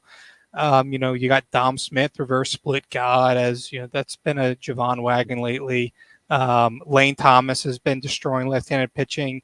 Even CJ Abrams, has been seeing lefties well. Kind of streaky as he has been known to be so far in his young career, but altogether, on top of that, the Diamondbacks surely won't use Miguel Castro again, who's probably been their best reliever. And although they don't really have any sexy names out there in Arizona, their bullpen's been okay. It's been serviceable. It has to be if you're going to be tied for first in the NL West in June. It has to be decent. And I think that's what it is. It's just decent, solid.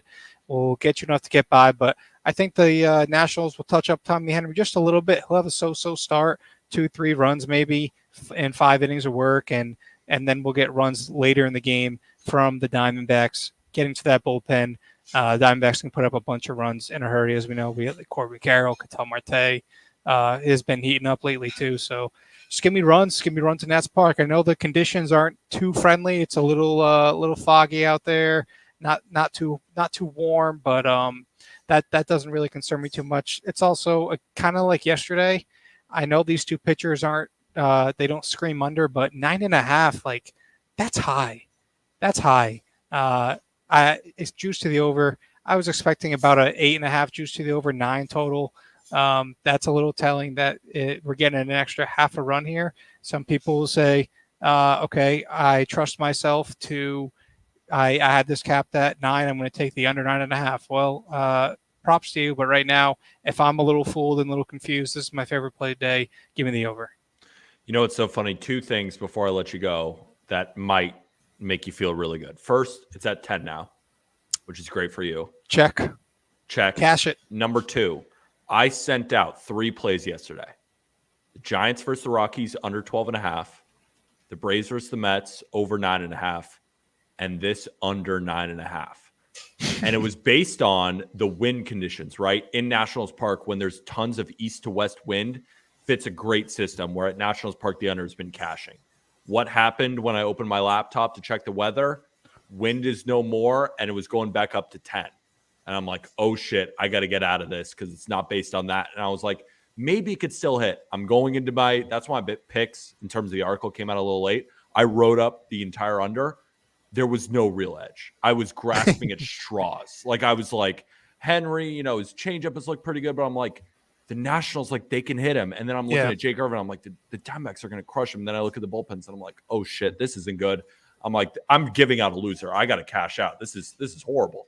So I lean with you. All right. Well, that's encouraging. We've got line movement. We had Peter to back off a play. We got change in wind direction. 2-0 final. Because that's how it works. I know. It's too good to be true. Yeah. And are you doing community prize picks on Tree today? We can try. There's just so many freaking picks that it's going to be so All hard right. to do. If you do, my hat in the ring will give them out. It will be Benintendi anything. Benintendi anything. I'm pretty sure he's up there for hits, run, and RBI and fantasy score. Last time I checked, I like hits, run, and RBI personally. 6.5 fantasy score is kind of low, but I mean, if there's any time for Benintendi to find a little power, it's at Yankee Stadium against Clark Schmidt tonight. So it's now or never. Last time I'm taking Benintendi if he doesn't hit.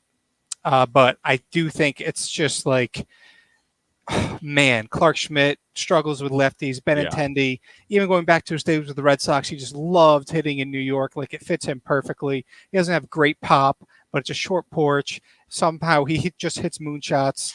First time, he doesn't have a home run this year. This guy had 20 home runs at one point in his career. Yoel Moncada, the same thing. Like, oh my God, I feel bad for White Sox fans. They had a lot of promise over there for a long time, but Benintendi today, anyways, too good to pass up for me. Going with Benny Biceps. Benny Biceps. Remember him in Arkansas? Golden of course Spikes? I do. All right, my man. Talk to you soon. All right, good stuff again, per usual. Peace out. Okay, we got the man, the myth, the legend, Tomas Romo, coming off a 2-1 day, if I'm not mistaken. There we go. We're starting to get right back into the thick of it. Producer Cohen, can you flash the leaderboard for the people? Because I know Tomas comes on. He says, we're winning today. We're getting to the top of the leaderboard. Right now, you're sitting in 5th place, still well within the green. Let's hear those plays. I got 3 plays for you, Peter. And yeah, we're going to start building it back up today. I got to come catch you there at the top spot. And I love all 3 of my plays today. First off, it's Carlos Carrasco fade day. He's on the bump today versus the Braves. And I love this spot. I really do. I mean, the over under, because I was looking at the first 5 over under, and it was 5.5, and it was 5.5 or 5, I believe. And I didn't like it. I was like, you know what? The only reason why I'm not going to play that is because I don't know what this dude, Bryce Elder. I mean, everyone looks at his advanced stats and goes, wow, this guy sucks. But his numbers he continues to pitch really well.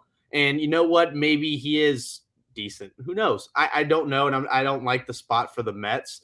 But the Braves coming back home, they're facing Carrasco. And also, too, this Braves lineup has some familiarity with him. I'm telling you, either Matt Olson or Eddie Rosario is going deep today. It's going to happen. If they both do, then even better. But these, at least what I'm looking at right now, almost everyone in their lineup except for Sean Murphy has seen Carrasco at least once. Acuna's seen him, has 8 at-bats. Olson's got 12. Rosario's got 38. Arcia's got 9. Ozuna's got 6. Riley's got 8. And I just really do like the Braves in this spot. They're at home. I'm going to fade Carrasco as many times as I still can. Give me the Braves. Good stuff, my man. Pick number 2. Number 2, we're going with the Orioles money line. I went with them last week when they were plus money against the Giants, and we were able to cash there. Looking to do the same against the Brewers. I got a couple systems here. First off, AL East, a team that's in the AL East playing a team that's not in the AL East, hitting at 64% this year. AL East, again, best division in baseball right now. Also, too, this is kind of a cool stat. Road dog with a line movement in their favor. They're 72-65. That's 53% this year. And if you would have bet Road Dogs with the line moving their fair, you bet that system all year, you'd be up 29 units, which is kind of crazy to think about. But I'm also leaning with the rest advantage with the Orioles. They had the day off yesterday. Brewers had to travel. It was 15-13 as a dog, 22-14 versus right-handers, and they're 20-10 on the road. And you're telling me I got a fully rested bullpen? Give me the Orioles at plus money. I'm not going to overthink it. I like it. And for anyone who just sees me checking my phone, I'm not just like not listening to them. All I'm doing is checking lineups to see like why a line might move. And I'm looking at this Orioles lineup. It looks like they're a lineup today. I actually kind of like Ryan O'Hearn there at DH at the bottom. But the Brewers do have, Luis Arias is back. Toro. Yeah, I was leading the Orioles on the money line too, and the model likes it again. So funny. We got Colby. We got Colby on the over. We got Gino on the under. Do you have a lean on the total just as a tiebreaker? I know you're on the Orioles, so it's not an official play. I'm just curious. I think if I had to say the over or the under, a part of me does going to lean to the over because I see the Orioles getting plus money. And if I got a total in that aspect, and if I think the Orioles are going to win, I'm projecting them to score a little bit more runs. I think Kyle Gibson does pitch pretty well today. He probably gives up maybe 2 or 3, but I wouldn't be surprised if the Orioles put up a crooked number tonight. Facts. All right, let's get into play number 3. Last one. We're taking the over 7.5 in the Mariners-Padres game tonight. Straight up, this is just a system that I caught on to about maybe 2 weeks ago. But when the total opens up at 8 and it moves down to 7.5, the over this year is 36-16. I'm good. And then that's exactly what happened today in that game. Line opened at 8, down to 7.5. Give me the over. Also, to Logan Gilbert, he's all right. He's a solid pitcher. His expected ERA is closer to 3 than his normal ERA at 4. But on the road, 4.05 ERA. Also, to Joe Musgrove, he's had 3 starts at home this year, but he's got a 7.43 ERA at Petco Park. I see some runs being scored. I really do. I like the over 7.5. It matches my system. And come on, why not us? Let me go 3-0 today. Yesterday I felt like I should have went 3-0. Aaron Nola had a no-hitter through 6 innings, then they decided to give up a 3-run home run with 2 outs. But it's all right. We got the win yesterday. We're gonna build it on today. And I love my card. Love all 3 of my plays. Let's rock. Let's rock, baby. I'm just checking lines for you. 7.5. Yeah, it's just still the same. The Orioles, you got it at plus 114. Right now they're plus 110. And then the Atlanta first 5, it's at minus 125 now. I'll take it. Let's go. Let's have ourselves a day, baby. Keep killing it, Tomas. We'll talk to you soon, all right? All right, brother. Okay. Now we welcome on the Milkman. What's up, How we doing? Red Sox squad ride. Is that one of your plays today? It is, yeah. That was Let's get straight into it. Personally Without driven. further ado. But first, before we even get to the plays, producer Cohen, can you flash the leaderboard and tell the people where our new second place man sits? There we go. And I don't know about you, but I don't think you're planning on relinquishing that second place title because you ain't getting first. Yeah, we'll see. I bet. We'll work on it, though. It starts with the Red Sox tonight. Red Sox, baby. So, you look at this game.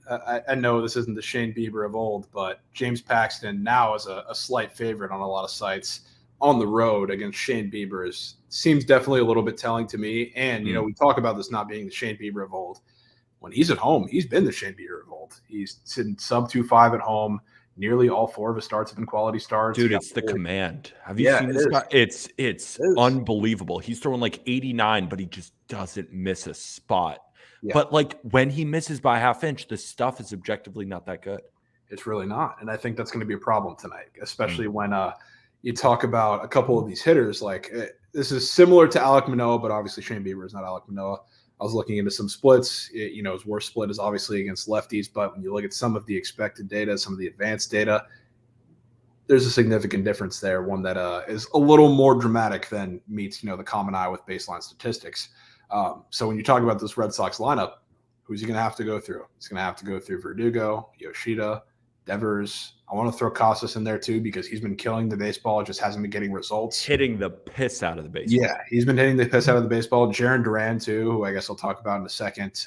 For whatever reason, I know it's been like 2 games, 4 for 6 or something, limited at bats, but for whatever reason, he has been seeing Bieber well in those 2 games that he did. I didn't understand it, but throughout that lineup, you got some lefties that you got to get through, which I think is going to be a serious problem for him. And then I look at the other side, James Paxton, I'd be lying if I said this wasn't more about the Red Sox bats than it was James Paxton, but the Guardians, we all know their struggles against left-handed pitching. And one of the issues with James Paxton since he's been back, which is why it kind of seems unsustainable a bit that some of his success so far is he's been giving up barrels. And I'm perfectly fine with relying on that against the Guardians today, which really the only guy who's been barreling anything is Josh Naylor, who's facing a lefty today where he hits like 160. And he's actually is in the lineup today, which I was surprised to see. And we also have no Ahmed Rosario. So we got Gabriel Arias hitting in the 2-hole, who is severe. I'm a big Gabriel Arias fan, but severe reverse splits. He's hitting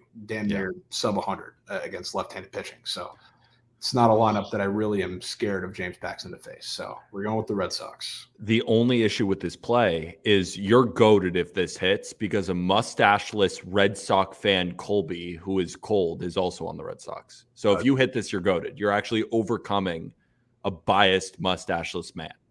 Yeah, we're okay. We can move on to the next play. Yeah, let's go to the Yanks. Number 2. Yanks. This one probably confuses you a little bit, or at least maybe did when you first saw it. Not because I'm on the Yanks, but because I took the first 5 minus a half. No, I actually think the Yankees beat the shit out of Giolito today. So do I. I was more so talking about why I isolated first 5 when the White Sox are a part of the equation, which may be a little confusing, but I will say this. I always have a weird feeling. It was more gut than anything about the back end of this game. Especially, I'm going against the line move here somewhat. I saw the line move down towards the White Sox. A lot of, the sharps are on the White Sox, which I understand why. I understand why with the line move. But I was looking at this game, and I think their offense beats the shit out of Giolito. It's the same price, just This? Well, minus 105. Prior to me locking this in. Okay. So Giolito, I think he gets destroyed today, frankly. Me too. Line up without Judge. I don't care. He's surrendering the highest barrel rate, most hard hits, the most contact he's ever had in his career. And it's going to come against a Yankees lineup who's been killing right-handed pitching. Talk about guys in that lineup, whether they just came now or they've been here the duration of the season. All season, Yankees have been top 10 in barrel rate against right-handed pitching. And if you look at their little Linsanity run in May, I guess you could isolate it to that. 7th in the league, WRC plus, first in isolated power, which you look at that White Sox rotation and you say Michael Kopech's the home run guy or Lance Lynn's the home run guy, but Giolito is. Well, yes. They are. Also, yeah. But also, they would be right, but Giolito is also in that group. Yeah, he's also not far behind. He's given up a tank in 6 straight starts, all of his starts in May. So he is, right there with him. And you talk about that lineup, Stan's going nuclear today, respectfully. Gleyber Torres. Did you hear what Gino said? Were you listening to the chat? So he sometimes will occasionally send me a syndicate play because he works with those guys down in the syndicate. Their favorite play of the day is Giancarlo Stanton over 1.5 bases at plus 125. Really? I like to hear that. Both for the Yankees, and I have his hits, runs, and RBI on my card. So he's sent me 3 plays, all of them college. 2 of the college plays hit. The one that didn't hit was Iowa against Indiana State. They sent it out at minus 117, closed at minus 180. Didn't hit, but when you get that sort of closing line value, so it's sports, bets don't hit, but that was clearly the right play. And then now there are 2 plays. Mets Braves over at 10, but the favorite is Giancarlo Stanton over 1.5 bases. I kind of want to just tail that blindly, but I can't because I banned the Yankees, but everyone else should. I would. You can spray a little Stanton hits, runs, and RBI on a prize. I made a promise to myself. I can't go back on it. What if I give you permission, though? I feel like that's a break it. I have to give myself permission, and I can't do it. Not this year. I haven't earned it. The syndicates give you permission, so it should be okay.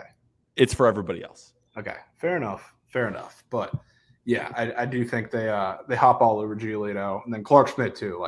He's been terrible against lefties. There are 3 lefties in the lineup for the White Sox today. One of them's Benintendi, who has been seeing the ball well. I'm not really scared of him doing the damage that'll kill me in this one, but the other 2 are Yohan Moncada and Gavin Sheets, who are a combined 4 for their last 40. So if they're the ones who beat me, I will chalk it up to the game. I don't really care. I think the Yankees bats do enough, even if they decide to show up. So give me that early and often Giolito Turkic. Okay, let's keep going. You got more plays. Cubs. Yep. Cubs ML last side play, which this is going along with what I've talked about with the Cubs. And I not that I've like started the whole thing, but I like to bang the drum that they're a very patient team. And in these matchups, they get to find, a lot of success. So the Cubs are going to be patient here. They're not going to let Tyler Anderson go deep, who's had his command struggles, for the duration of this season, which is, one of the reasons why he's not been able to consistently go deep in the games. But also I look at his arsenal. He's going to throw them changeups and cutters from the left side, like all day. Like that's literally, I could not think of a worse matchup arsenal-wise coming from the left side than that against the Cubs. So like, I think that's going to be a serious issue for him. I was really debating between this and the over because I really didn't know how much I hated Wesneski. But I saw something when I was watching the Rays game, which he came up in kind of a spot appearance because it was after the Justin Steele injury. So it was that combined with the Rays really couldn't hit all in that series. But what I did see, the home run issues that Wesneski's had, a lot of it's come from just hitters aggressively attacking his fastball because it might be one of the worst pitches that we've seen in the MLB so far this season. Lost all of its horizontal movement. It has nothing, absolutely nothing. It's just straight. And they sent him down to the minors a couple weeks ago to work on a new little sinker cutter combination, which actually looked good and it looked commanded well in that Rays start that he came in, not start, but he came in out of the one of those it's like a spot appearance. Yeah, it's like a long relief appearance. Yeah, essentially. Yeah. I mean, it looked much improved, which again, the Rays weren't ready for it and they couldn't really hit in that series. So I'm not like buying into it already, but I do think it's a good, jumping off place, especially against this lineup who, frankly, I mean, other than Ohtani, I'm not all that scared of too many guys, especially if Mike Trout comes up with people on base. The inning's over. So I think he can be okay today. And I do think he is going to give up a couple runs, but I'm cool with targeting Tyler Anderson's matchup against these Cubs bats, and I think it'll be enough. And I don't want to rush you, but we do have just people in queue. So you got how many more plays you got? I mean, I don't have to sell the prize picks because one of them got canceled, which I was really disappointed. I had Jonah Heim hits, runs, and RBI with Luzardo Ks, which I loved, and Heim's not in the lineup. So the other one that I do still have is Harold Ramirez and Jared Duran, both over their hits, runs, and RBI. I talked about Duran a little bit, so I can sell that quickly. I mean, struggles that Bieber has against left-handed pitching. Duran, oddly, I mean, you look at some of the quick history and the couple at bats, you've seen him very well. This has been a little sneaky wagon prop for me, so I'm going back to it. Then Harold Ramirez going up against Varland today. He's going to feed him, a lot of fastballs. Those are the pitchers that Harold Ramirez just shoots opposite field singles all day against. And I do think the Rays, I do think the Rays score a good bit of runs today. So I think he's going to be in RBI situations. So I went with Harold there. So that was the quick two that actually did make it through the lineups. Good stuff, my man. So I guess this won't be tracked. So it's just those 3 plays for you on stream. Well, this one will. This one will. Oh yeah. I for some reason, Harold Ramirez. Yes, you're good. Yeah. The other one's cake though. Which sucked because Luzardo was my favorite out of the 4 squares. Well, it's good for the people, right? If they can still play Luzardo with something else that they heard. But of course, good stuff, my man. Talk to you soon, all right? Keep killing it. Let's move on to DeGen is next up. How are you, my friend? Sorry, I was muted. Can you hear me? I can hear you great. How are you? I'm good until I log in and I see Javon is on the Yankees first 5 -0.5 because I had him on my stream earlier this morning. I could have sworn he co-signed a White Sox first 5 +0.5, which I am on. Okay. So maybe he saw a lineup, maybe something tickled his fancy. I don't know, but maybe I'd be doing a lot better if I didn't see that. Maybe he's trying to screw you. Yeah, I don't know. Maybe he's a plant. No, I'm just kidding. No, I don't think he loved it to begin with. Who does love betting on the White Sox anyway? So, and I heard him say something about Stan. I know you're a Yankees fan. I'm pretty high on Stan, even though I hate the Yankees. Basically what we heard today. So Gino works with this. He has guys over at the Syndicate, and their favorite play, and they've been so sharp. It's actually insane. Their favorite play today was Giancarlo Stanton over 1.5 bases, and the Mets versus the Braves over 10. Javon said, "I told you I lean Yanks on stream." He did say that. So he's not a plant. So confirmed, not a plant. I got to tell you, early in the season, I saw Stanton was correct me if I'm wrong. I felt like he was playing very well, and I always like to try to get involved on futures in season, whether it's players or teams, if I can. And I even asked, Javon and all those guys in the group chat, I was like, how can I invest in Stanton? And then he got hurt. So I'm glad I didn't do anything season long wise. But man, if you're telling me the favorite prop and Javon's on it, I'm going to probably, I don't know if it makes any sense to bet the White Sox and Stanton, but let's hear it. Let's hear why White Sox though. Well, actually, I don't want to spend any time on it. I have other plays. Okay, yeah. Just plays on stream. Yeah, let's get to play number 1. Yeah, I don't think actually I always forget what I submit. So sorry, I'm rolling it. No, they didn't make the 3. Here we go. Thank you. Who's that producer? Producer Will? Cohen. Producer Cohen. Well, thank you for his first name is Will, but we call him Producer Cohen. Yeah, I'm a little upset I didn't punch in the Red Sox when they were plus money, but again, I'm no CLV sharp, so I'm okay being a little late to the party. I think this is maybe a little silly, but I was talking to Javon about this on my stream too. I was just having deja vu of the Red Sox in the first game of a road trip when they were in Milwaukee, and I think it was maybe a month ago. And they won that game at a plus price. And I'm just getting the same vibes from this Red Sox team. I don't really know that I can tell you too much about Paxton. I don't know if he's good or bad, or if bettors like him, if he's a fade. He's one of those guys where I'm like, his arm is very short-lived at times. So when he's on, he's actually pretty good. And right now he's only a couple starts in. So now's the time to take Paxton. See me in September with James Paxton is basically my reasoning behind him. Okay. All right. Well, that's good. And it's June, so we're good. And it's June. I know the Guardians have fallen off a cliff. Hate to see it. 27-32. Poor man's version of the Rays. But I mean, look, with Bieber on the mound, I think he just had a blow-up start, which I always am kind of nervous to fade pitchers after that. But minus 125. Red Sox going dog to a favorite. I mean, I can't stay off of this. I just can't. I just can't. So it's pretty much that simple. I don't think anybody likes James Paxton. People do like Shane Bieber. He goes from being a short favorite at home to now at a pick 'em price. I have to jump on it. You have to do it. So I very much like the Red Sox today, but I can't give you a good baseball reason. But I will tell you that I have heard some of the Red Sox hitters match up pretty well against Bieber. And Javon had pointed out to me earlier today, maybe Alex Verdugo, and I've heard Devers mentioned a few times. So don't know if you have any thoughts on those guys, but yep, I'm on the Red Sox ML. No, I mean, when I saw the Red Sox line the way it opened, I was like, I don't have to bet it because I know everybody that is a psychopath that I love to death is going to be on it on stream. So I was like, I don't need to bet it because if we're is Krabs on it? Well, it's the BTL squad ride, and Javon's on it, Colby's on it, and you're now on it. Oh, Jesus. Well, I like to hear that it's a squad ride because those things don't miss. All right, let me give you another one. A's Pittsburgh or A's Pirates over 8.5. So I played this one yesterday. I'm going back to it, and thankfully I got some CLV. But I am man enough to admit that I actually think that was the wrong bet. I do not think that was a game that was intended to go over. I think I got duped, but I got lucky. And it's okay to get lucky. It's okay to be on, the right side of a good beat. So it was, I believe it was 3-1 in a game in the 6th inning.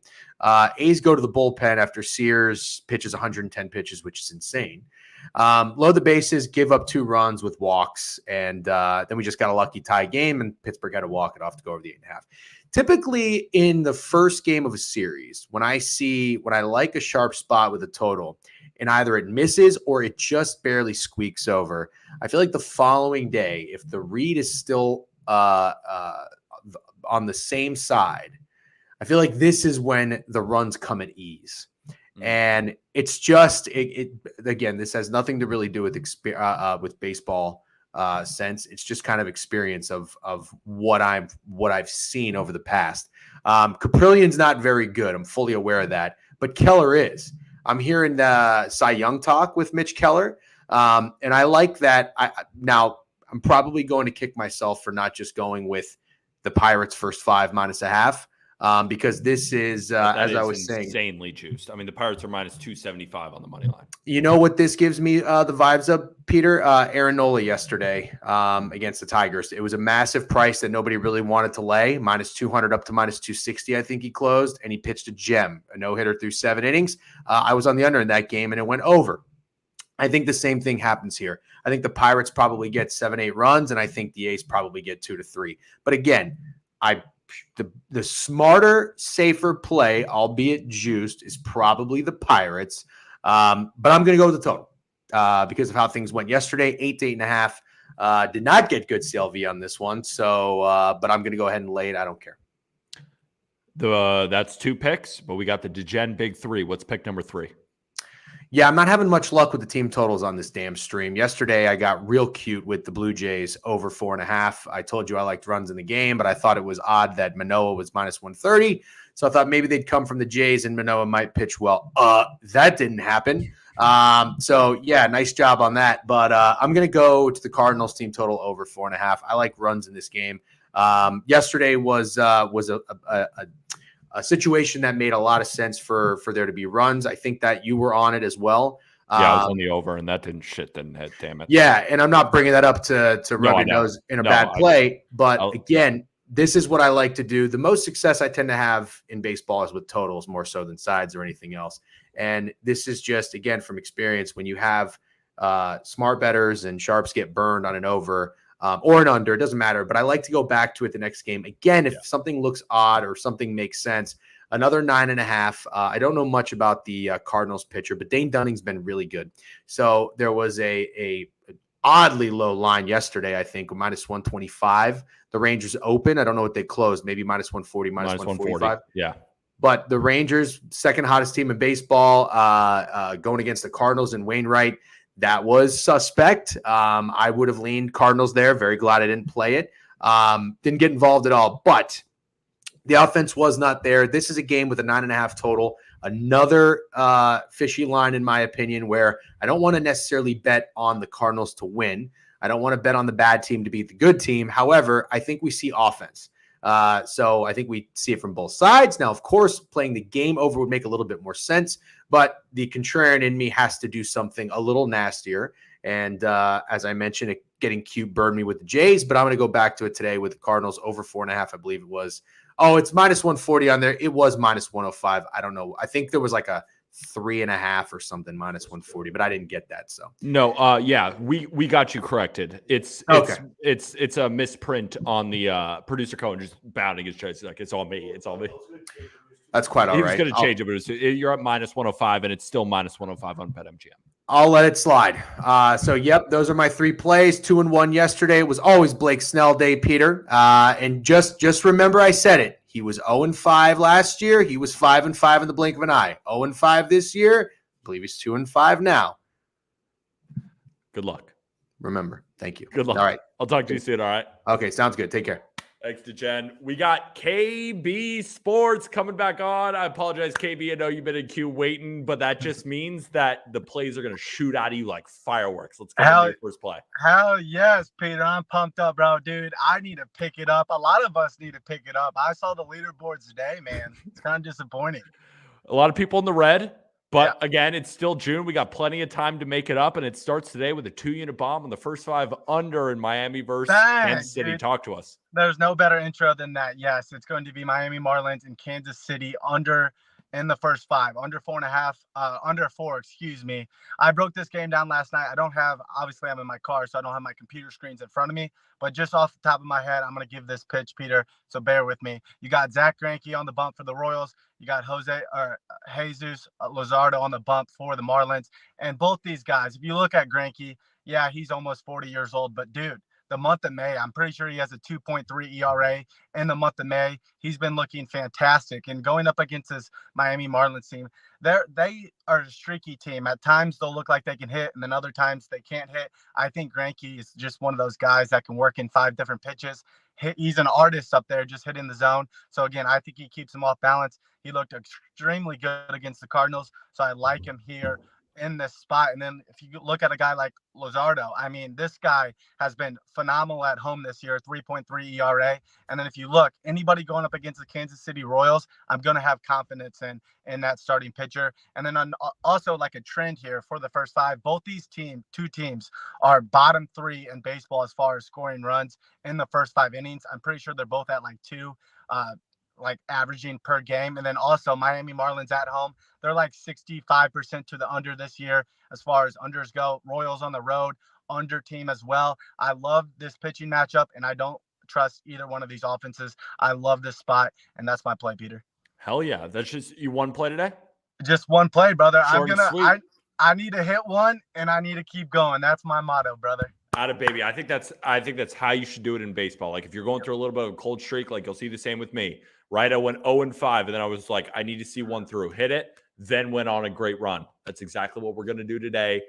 My only issue is Greinke on the road has been that kind of suspect, but at the same time, you're not expecting 0-0 through 5. Like he can give up a couple of runs to this Marlins team that like we'll see how they do against them. And at the same time, Javon has been talking up Jesus Luzardo all day. A lot of swing and miss, especially against lefties. And what does Luzardo do? He Ks the world, and he's really good at these type of spots. So I'm thinking this game ends around 2-1. Greinke gives up 2. Luzardo shoves, and you hit your bet. Good stuff, my man. Are you frozen? Did we lose you? Oh, all right. Well, we'll see you later. Shout out KB. If you're still listening, shout out KB. All right, he got a little frozen there at the end. Arm Layton. How many more people we got after Mr. Arm Layton? Arm that Ben's video, then we're done. What's up, Arm? Let's go. Famous De last La words. Cruz is here. He's here, man. And revolutionary. Did he have any like money change on the line? Like I thought I saw the first 5 shifts, like a few cents. So I don't know if it was coincidental. The Reds were plus 180, and now they're minus 150 because he's now on the team. No, just kidding. Like, dude, it's actually nuts because like a rookie shouldn't impact anything, but if there's one rookie that could impact, I mean, dude, he's batting cleanup. Like that's so cool. It's not like he's joining the Oakland A's. Like I'm not saying the Reds are great, but they're not bad. Their offense is fine. He's joining a decent offense, like a league average offense, slightly below, and they're putting him right in the cleanup spot. So electric. Let's get into the picks though. Anything on that Reds game? Yeah, I do. Let's talk about it. Dodgers first 5. So we'll see how it goes. Obviously, like I put that pick out before Ellie. I probably still would have done it. Let's check any line movement. There's no way he's impacting the line that much. No way, right? No way.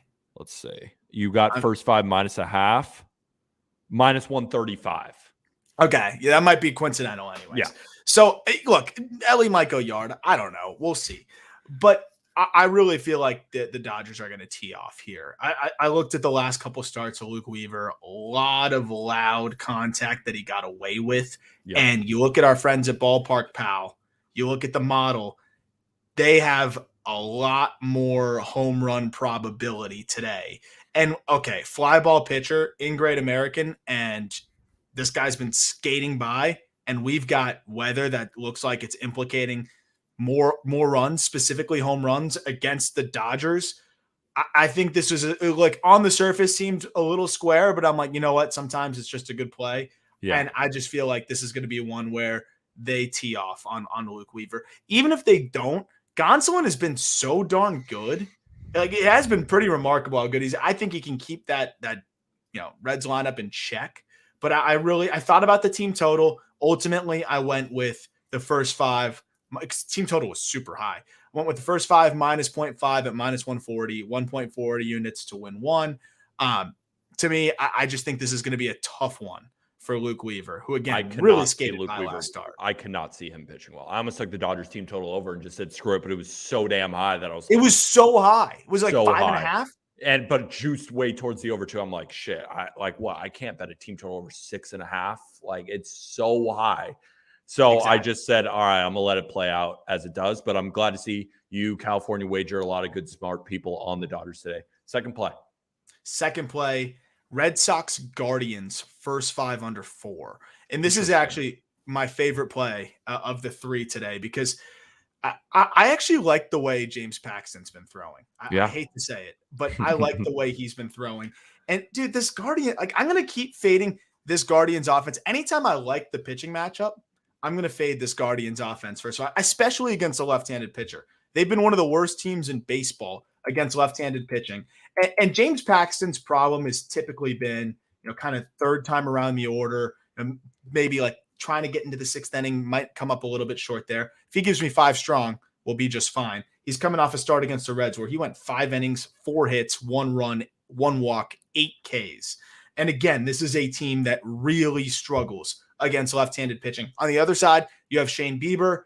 I think Shane Bieber's going to hold his own. I do have a little bit of concern of how well he's going to pitch there. But again, this is another one where you look at the weather. Weather also points in your favor here of not really being conducive to runs. I think Ballpark Pal has this as one of the least run-friendly environments of the day, unless that's changed. I don't know if you have that in front of you, Peter, but -7%. So not like it's towards the bottom. It's like there's 15 games today. I think it ranks like 11th. So I would have loved it regardless. Probably still would have taken the under. The weather kind of put me over to say, hey, I kind of like this at 2 units. Again, I think Paxton's going to throw well, and I think Shane Bieber can keep this Red Sox offense at least in check in this one. So first 5 funny. under 4. Just adjusted. Now it's at 12th, and it's now at -8% because there's 10 miles an hour wind blowing straight in. Wow. Love it. Absolutely love it. So that's the one right? I like the most. Yeah. And then another one, this is just a straight value play. I'm getting one of the better teams in baseball at +110. That's the Baltimore Orioles. Look, I understand how this could be perceived as, a matchup starting pitcher-wise that favors the Milwaukee Brewers. You got Freddie Peralta versus Kyle Gibson. But you look at the last 5 starts of each of these guys, hasn't been that far apart. You had the blow-up start with Freddie Peralta. He did have the ball kind of kicked around for him too. But you look at the last few starts, it's kind of been burned by the long ball. I don't think he's been that dominant overall. And really, you look at Kyle Gibson, he's turned in some decent starts over the last few. That said, you have the Orioles, who are one of, I think, 5 teams in baseball that are above 500 against teams that are above 500. Again, this is one of the best teams in baseball. And for whatever reason, Vegas is giving us, +110. They're giving us, a plus line on one of the best teams in baseball. I think the Milwaukee Brewers, look, they're getting some guys back. Maybe that was a factor, but I don't expect Willy Adames to just jump back into the lineup and instantly hit. I don't expect some of these guys to just hit the ground running. So for me, I thought that this was just too good of a value play to pass on. I'm getting one of the best teams in baseball with one of their more reliable arms. As we like to make fun of Kyle Gibson, he's been reliable against a guy, and Freddie Peralta, that I don't think has been that dominant to have this kind of home favoring that the Brewers have. So for me, just a value play to get +110 here, to me, was a no-brainer. It's funny. The books have just been hating on the Orioles on the lines all year long. And like, I took them Tyler Wells against Anthony Desclafani when Desclafani was a favorite. I'm like, why? The Orioles won 8-3, and they keep getting burned by them. And I think they get burned again. I lean the Orioles. My only concern with the Orioles is Freddie's my guy. It's hard to say my guy Freddie, but that's my, I just love Freddie. But I agree. I faded him before, and it's tough for me.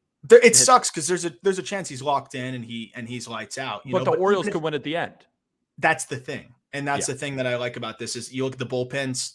Which, if you told me we'd be saying this a year ago, I'd be mind blown. But I think I lean Orioles bullpen right now. Especially with, you have to not think, I would definitely lean the Orioles bullpen. Absolutely. And then offense, not very close. I know it's home for the Brewers, but the Orioles are a team that I think they're licking their chops to be playing at American Family Field. They have to play in the graveyard that they play in all the time. Their offense has been clicking. Now they go into a hitter-friendly environment. And Freddie Peralta has been burned by the long ball over the last few starts. I think the Orioles could ambush him for some home runs here. And again, I think Gibson's been quality. He's been just fine. So I just can't believe Vegas keeps pricing them this way. So I think it's pretty interesting. We'll see how it goes, but I think there continues to be value on the Orioles side, like you said. Good stuff, my man. We got to wrap up the stream, but let's watch Ellie De La Cruz hit some baseball. Let's do it, baby. I appreciate it. Thanks in the chat to everybody as well. Enjoyed it. I'll talk to you all soon. Talk to you soon, brother. All right. Before we do Ben's video, can you drop the Pikkit link in the chat? So before we get to Ben's video, remember all of our picks are tracked on Pikkit. That's my link. And if you sync your sportsbook, you will be entered into a raffle anywhere from $3 to $100. So you click that link, download the Pikkit Sports app. Yeah, it'll click on their phone. You download it, you'll see it. Absolute no-brainer. You want to get it entered into that raffle. Let's get to Ben's video, and then we'll say goodbye. Everything the light touches is our kingdom. Wow. Everything the light touches. What about that shadowy place? That's beyond our borders. You must never go there, Simba. But I thought a king can do whatever he wants. Oh, there's more to being king than getting your way all the time. There's more? Simba.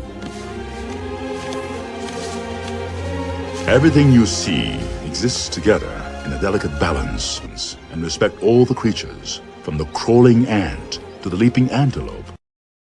But Dad, don't we eat the antelope? Yes, Simba, but let me explain. When we die, our bodies become the grass, and the antelope eat the grass. And so, we are all connected in the great circle of life. Long live the king.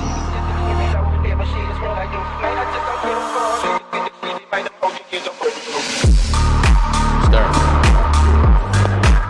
3-2. He went around.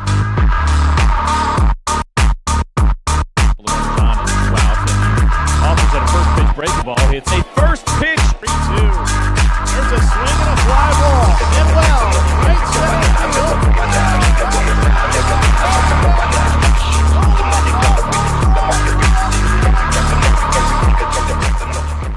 His 11th home run of the year. Holy shit, that was awesome. Oh, that was so good. Oh, man, I wasn't even focusing on the plays. That was just straight up electricity, ladies and gentlemen.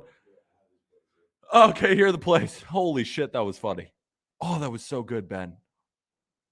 Movie from Capwise. White Sox money line, 0.7 units. I hope every single one of these plays smacks. What a video. Reds money line, 0.6 unit. Why not us? Sure. Texas team total. Yeah, love it.